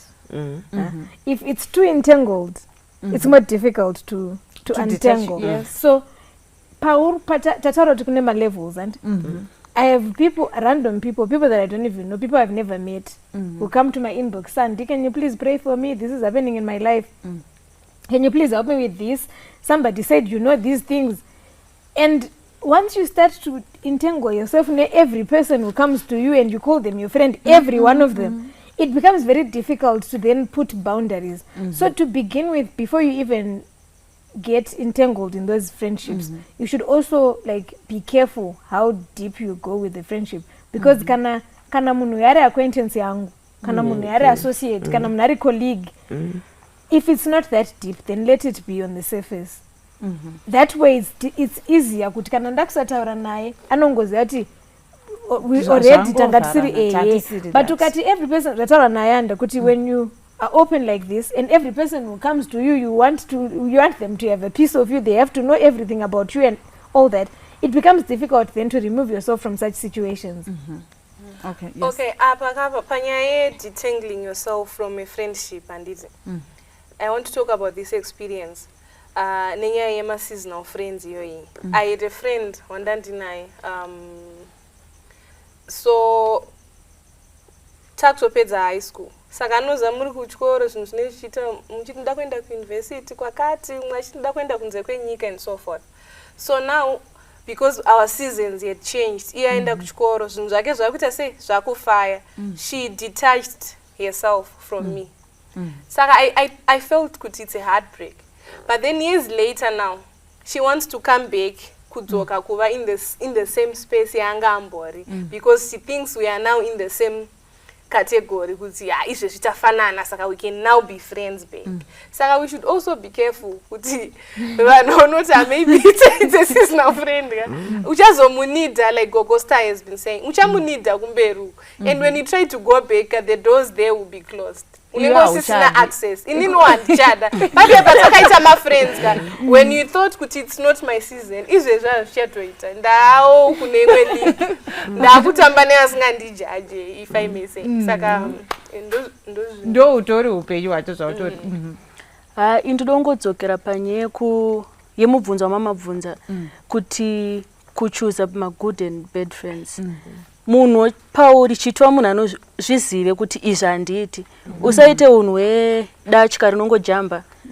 Lese unoti handinwe doro. But mangwana zvikangonzi inwa kani? Wobva wana. But then mangwana shamwari idzi dzondodza kuzoti aiwa handinwe doro. Vachamba vachiti aiwa uyante sei? Anoonwa takambonwa nezuro. Saka kana watongotaura kuti this I don't do. Shamwari dzako chaidzo dzinonyatsokuda ka they will never take you kunzvimbo idzodzo wanotozoti uye azviite. I have a personal experience neizvozvo futi. Ndakatambawo nedzimwe shamwari handitika. Ndatamba nedzimwe shamwari vaifarirawo zvedoro. Vazvanzi uri mufirst year unwe doro vanzi manje isu takatoya tisinganwi but ate sei takunwa. Saka pauchapindawo pasecond year uchanwa bandatora iti second year handei kupati handei kodoro handini totenga chi 100% wobva watenga 100% zonzi but mukangomupa kadoro aita sei kusvika tatozosvika takazosvika pastage yekuti mufinal year if we are going out say a set of friends vakatenga doro isprite yalisa ne100% yake because vantoziva kuti aita sei but dai ndakamboti ndiri kufirst year kumashuro aiwa chingondipai kadiki ndimbotesta kani ndokutopenetrata kwavanoita. Saka if you don't want something, don't do it. That way my friends anokuita sei anokurespect how in that regard kwete munhu anongonjenga njenga. But we have people who have, especially pekutani pavanoenda kuma university, mwana uyu anenge angokudzwa ari mwana akanaka kubva kwavo tichimuziva ngori akanaka. Time yaazoenda kuuniversity anobva azoyeredzwa chii chinoita kuti vanhu kana vasikana vezera renyu papa uchitadze kumira on your grounds tambopedza makore uchiziva kuti zvatiite izvi wakanyatsoudzwa but nekuti your friends are doing it wakutongoti ini ndasarira vari kunwa doro vari kuita zvevakomana vari kujola. What makes it hard for someone ambenge ari grounded kuti azongoyeredzwa kana I don't know kuti asazomira pamaprinciples. We thank God for people like you who were able to stand their ground. Amen. Kuti nyangwe ndiri kunze kwenyika doro handisi kuzoita sei nai handisi kuzobata nyangwe uine mafriends ari kuramba achidaro but kune vamwe vasingazvigoni. How can we help them out? Peer pressure is the omaimbiri. Peer pressure yekutoti everyone in your setting or in your environment is doing something. You feel like you're lacking. Even mwana chaiye mudiki ari kuprimary school anotofila senge something is not right naye kana asiri kuita zvikuita vamwe vake because everybody wants to belong in any setting. So saka chinoitika ndechekuti it's not like vatu vagara vachichuza kuti toda kuita vana vakashata patinongosvika kuuniversity, but they need to know the reasons why they are not doing the bad things. All right. So pari kudzidziswa nemubereki kuti Sandi hatite izvi neizvi neizvi, they have to let me know, explain why we don't do that. Not just say you're not going there, you're not doing that, you're not eating that, you're not wearing that. Pandinongowana chance, the slightest chance to wait, eat it, drink it, do it. I'm going to do it because ndikufila senge ndiri restricted. So munhu wese anoda freedom yekuzviexpressa, but you should guide vana pavari kukura kuti the reason why we don't drink in this house, the reason why we say alcohol is not right is because A, B, C, D, E. It damages your liver, it impairs your brain and your judgment, so you won't be able to think straight if you're intoxicated. So don't drink because it's bad for you. Mompa ma reasons acho.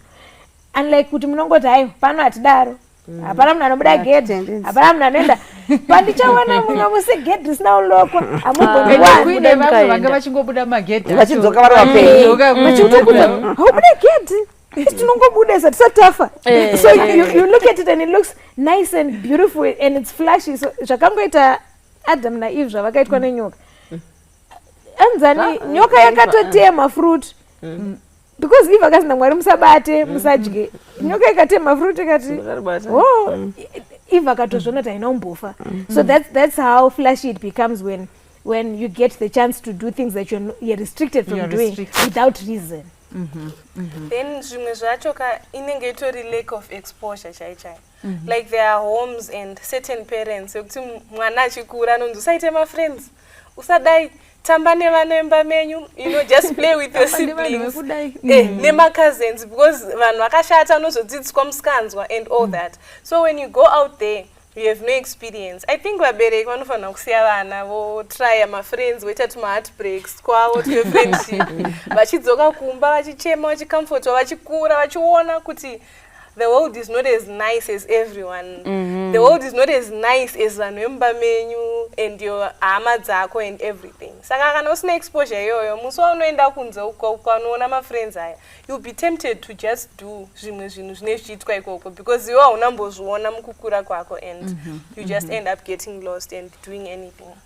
Saka pama-friends apa pane nyaya. Of course as a parent it may be hard for me kuti ndingoti makanaka tamba nemunhu chero umbozvi-experience umbodi because I still have to have that parental guidance yekungoti mwanangu ukatamba nevanhu vakadai vakadai izvi.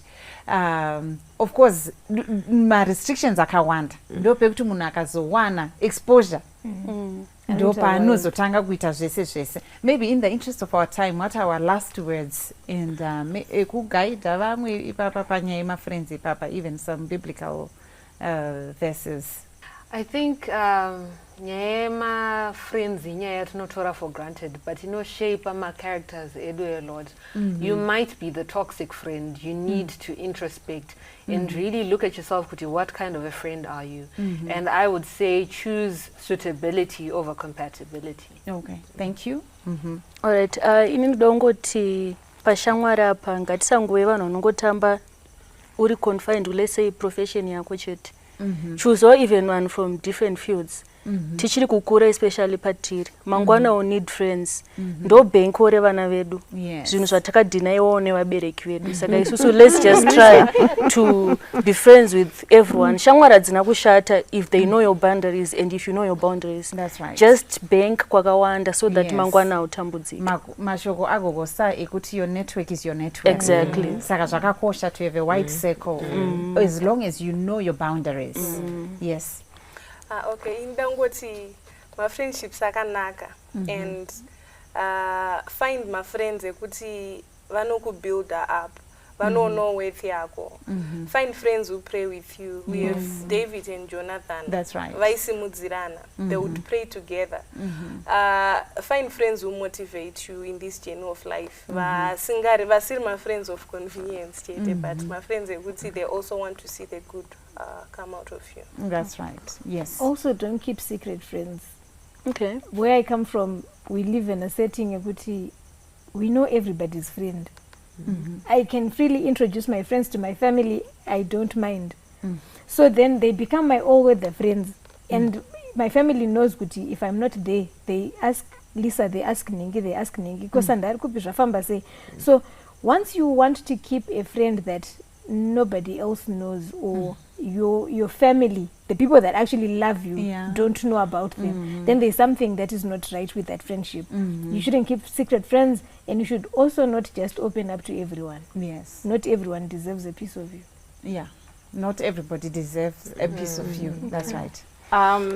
Friends are important in life, very important, because takagadzwa naMwari tiri anonzi ma-social beings. Tiri vanhu vanoda kuti tisangana nevamwe kuti tirambe tiri muukama nevamwe, ndo unotiita kuti tirambe tiri mentally stable. As we laugh, izanzi laughter mushonga, sharing, intimacy yekungohagana and just being here and laughing. It's important. But as we choose my friends edu, ngati zvigadei, tambotaura kudhara vhesi rina Corinthians atiti changererai shamwari dzakashata, because even when you are good, they great friends corrupt good morals. Bible rinodaro. And I like the verse kuna Songs of Solomon, tibatirei tumakava tudiki twapedza muzango ringwa yanga yoibva. You are already mature people. You are already people that are blossoming. Influence of bad people within you can actually send you to ruin. It is unbelievable. So because also chakakanganisika. I know you keep saying chakakanganisika pachaiti. Our intentions were good intentions. Forgive us. And parenting, we learn and make mistakes, but if you know the intentions of your parents, you actually appreciate where we're coming from. Because there's nothing, I always say, there's nothing as good as a normal child. Normal, I know what tomorrow even mangwanani. That is a very good thing, kunyam parent. So associate with the correct people. They give you normals. They give you waking up and knowing let me see tomorrow, because mental instability nukunza mazaliro kuwanda emotional because nengo associate nevanhu vasiro. Mwari ngatichengete tikwanise kutsvaga hama neshamwari dzakanaka dzinotivandudza pano pasi tichiita upfumi hwedu nekutivandudzira mbiri yedenga, kuti pano zvese zvapera ngatisanganei kudenga chiti takapona because shamwari dzedu dzakatirambidza dzikatikurudzira nezvataiita. Yes, I think let's take time to introspect. Iwewe, are you a good friend? Vanhu vakakutenderedza, are they good? Kana vasiri, zviri nani kuti tiparadzane, asi tichiparadzana muchinai muzvakanaka. Nekuda kwekuti tese donzvo redu kuvavarira kuti tiende kudenga. Saka usaita vanhu vakakutenderedza vanokutadzisa kuti uwane upenyu husingaperi. Lisa, tinamatiro. Alright, ngatinamatei. Kuna ishe vari kumusoro kudenga, tinokutendai nechipo cheupenyu chamunotipa. Tokutendai nediscussion inga iri pakati pedu yekuti tive vanhu vanosarudza shamwari dzakanaka. Zvikuru sei toziva kuti ndimi munokwanisa kutisarudzira vanhu vakanaka, mutibatsire mukutungamira. Ndanamata ndichipota nemuzita raJesu akatifira pamuti weKalvari akamuka. Amen. Amen.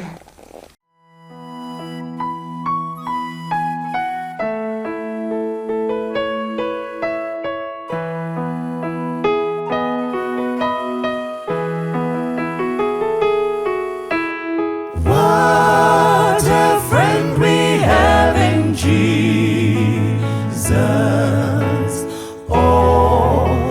our sins and griefs to bear. What a privilege to carry everything to God in prayer.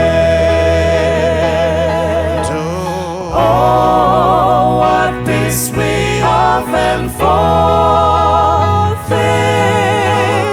Oh, what needless pain we bear. All because we do not carry everything to God in prayer. Every trials and temptations, is there trouble anywhere? We should never be discouraged. Take it to the Lord in prayer. Can we find a friend so faithful, who will all our sorrows share? Jesus knows our every weakness. Take it to the Lord in prayer. Ah, we're weak and heavy laden, come but with the Lord of care. Precious Savior, still our refuge. Take it to the Lord in prayer. Do your friends despise, forsake you? Take it to the Lord in prayer. In His arms He'll take and shield you. You will find a solace there. Oh, in His arms He'll take and shield you. Oh, you will find a solace there. In His arms He'll take and shield you. Oh, you will find a solace there.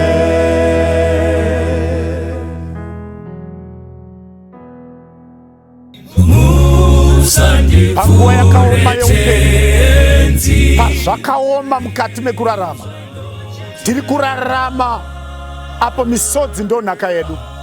Tiri kurarama apo upenyu hwagwamba, upenyu hwaoma. Muimbi nomunamata anoti iye, musandipfuurewo tenzi. Kana marangarira nherera dzokwedu, kana marangarira chirikadzi dzokwedu, neni musandisiyawo. Tenzi ndiwirewo urombo. Kana mandiwirawo urombo, ndirangarire iwo. Kana modaidza vamwe, woverengwa pakati pavatsvene. Kana modaidza vamwe, woverengwa pane vane chipiriso chinonhuhwira. Tenzi musandisiyewo. Tarirai upenyu hwakuruzwa, hwaipa, hwosemesa. Ndotsvaka kuwira mukati meruoko rwenyu. Tarirai pane mabvi angu, tarirai urombo hwangu, tarirai utera hwangu. Ndimi Mwari, hakuna mumwe. Muimbi anoti iye, ndimi moga, hakuchina mumwe. Inzwaiwo ndochema. Daiwo misodzi yangu ingawira mukati meruoko rwenyu. Paugere ipapo, kuipa kwoupenyu. Taura naMwari wakudenga, muudze dai misodzi yangu ingawira mukati mechanza chenyu, nokuti ruoko rwenyu haruvhinzi, haruna angadonhera pasi. Mwari akuhwire urombo sezvaachandiwirawo urombo. Mwari akurangarire, arangarire mhuri yako, arangarire vana vako, arangarire murume wako, arangarire mukwasha wako, arangarire nemuroora wako, chero nevazukuru vako. Zvinochemedza nenziyo dzeusiku, hope dzaramba. Mwari ngaakubatsire, Mwari akuitire kunaka kwake. Inguva yekumutsvaka, inguva yekumunzwa. Zviunganidze mutsoka dzake. Newe neni ngatidzore uso hwedu tinamate Mwari wekudenga. Ishe anoera, imi makava nawo zuro, makanzwa hana pakuchema kwake, mukanzwa chirikadze paJopa. Ndimi Mwari watinodaidza pazuva ranhasi.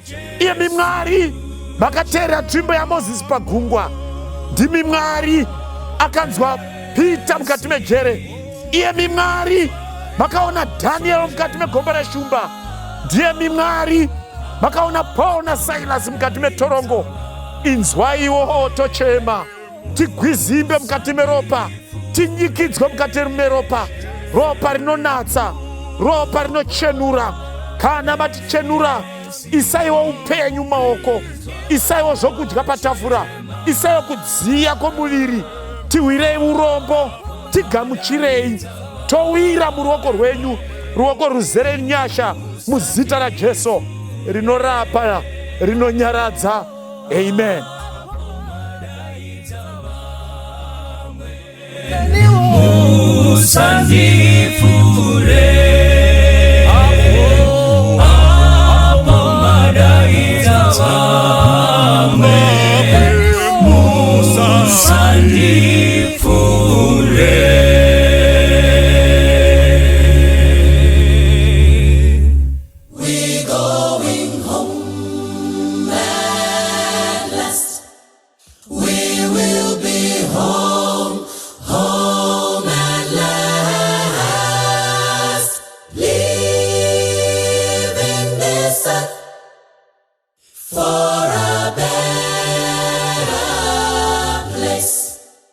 The bridge that sinners made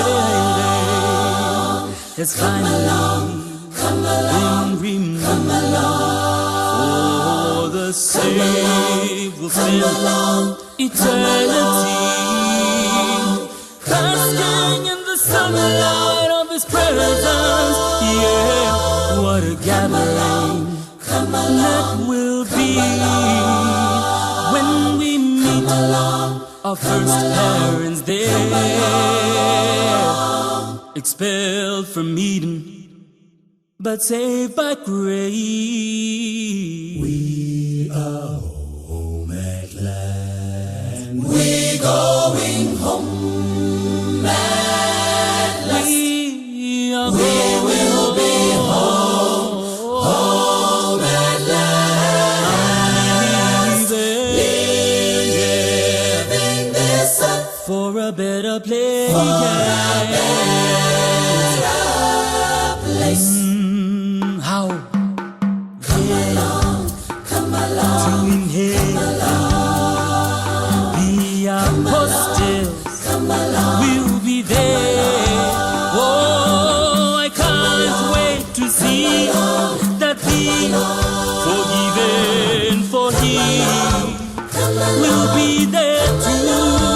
Oh, Abraham, Enoch, Noah, who's overcome from the north to the south, from east and west, yeah. Razalwa, we going home, we are going home, home at last, to spend eternity in Emmanuel's land, Emmanuel's land. We are going home. We are going home. Home at last. I'm leaving this up for a better place.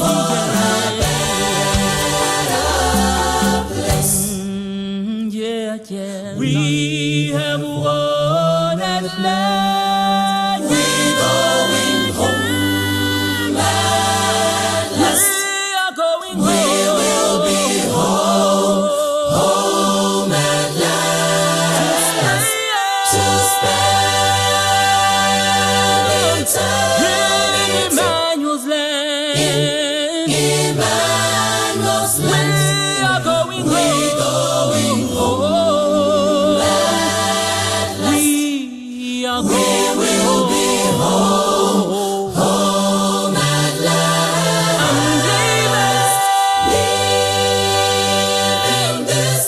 For a better place. For a better We're going home. We will be home. Home at last. To spend eternity. We will be home. Home at last. Leaving this up for a better place. For a better place. Oh, I'm leaving this up for a better place. For a better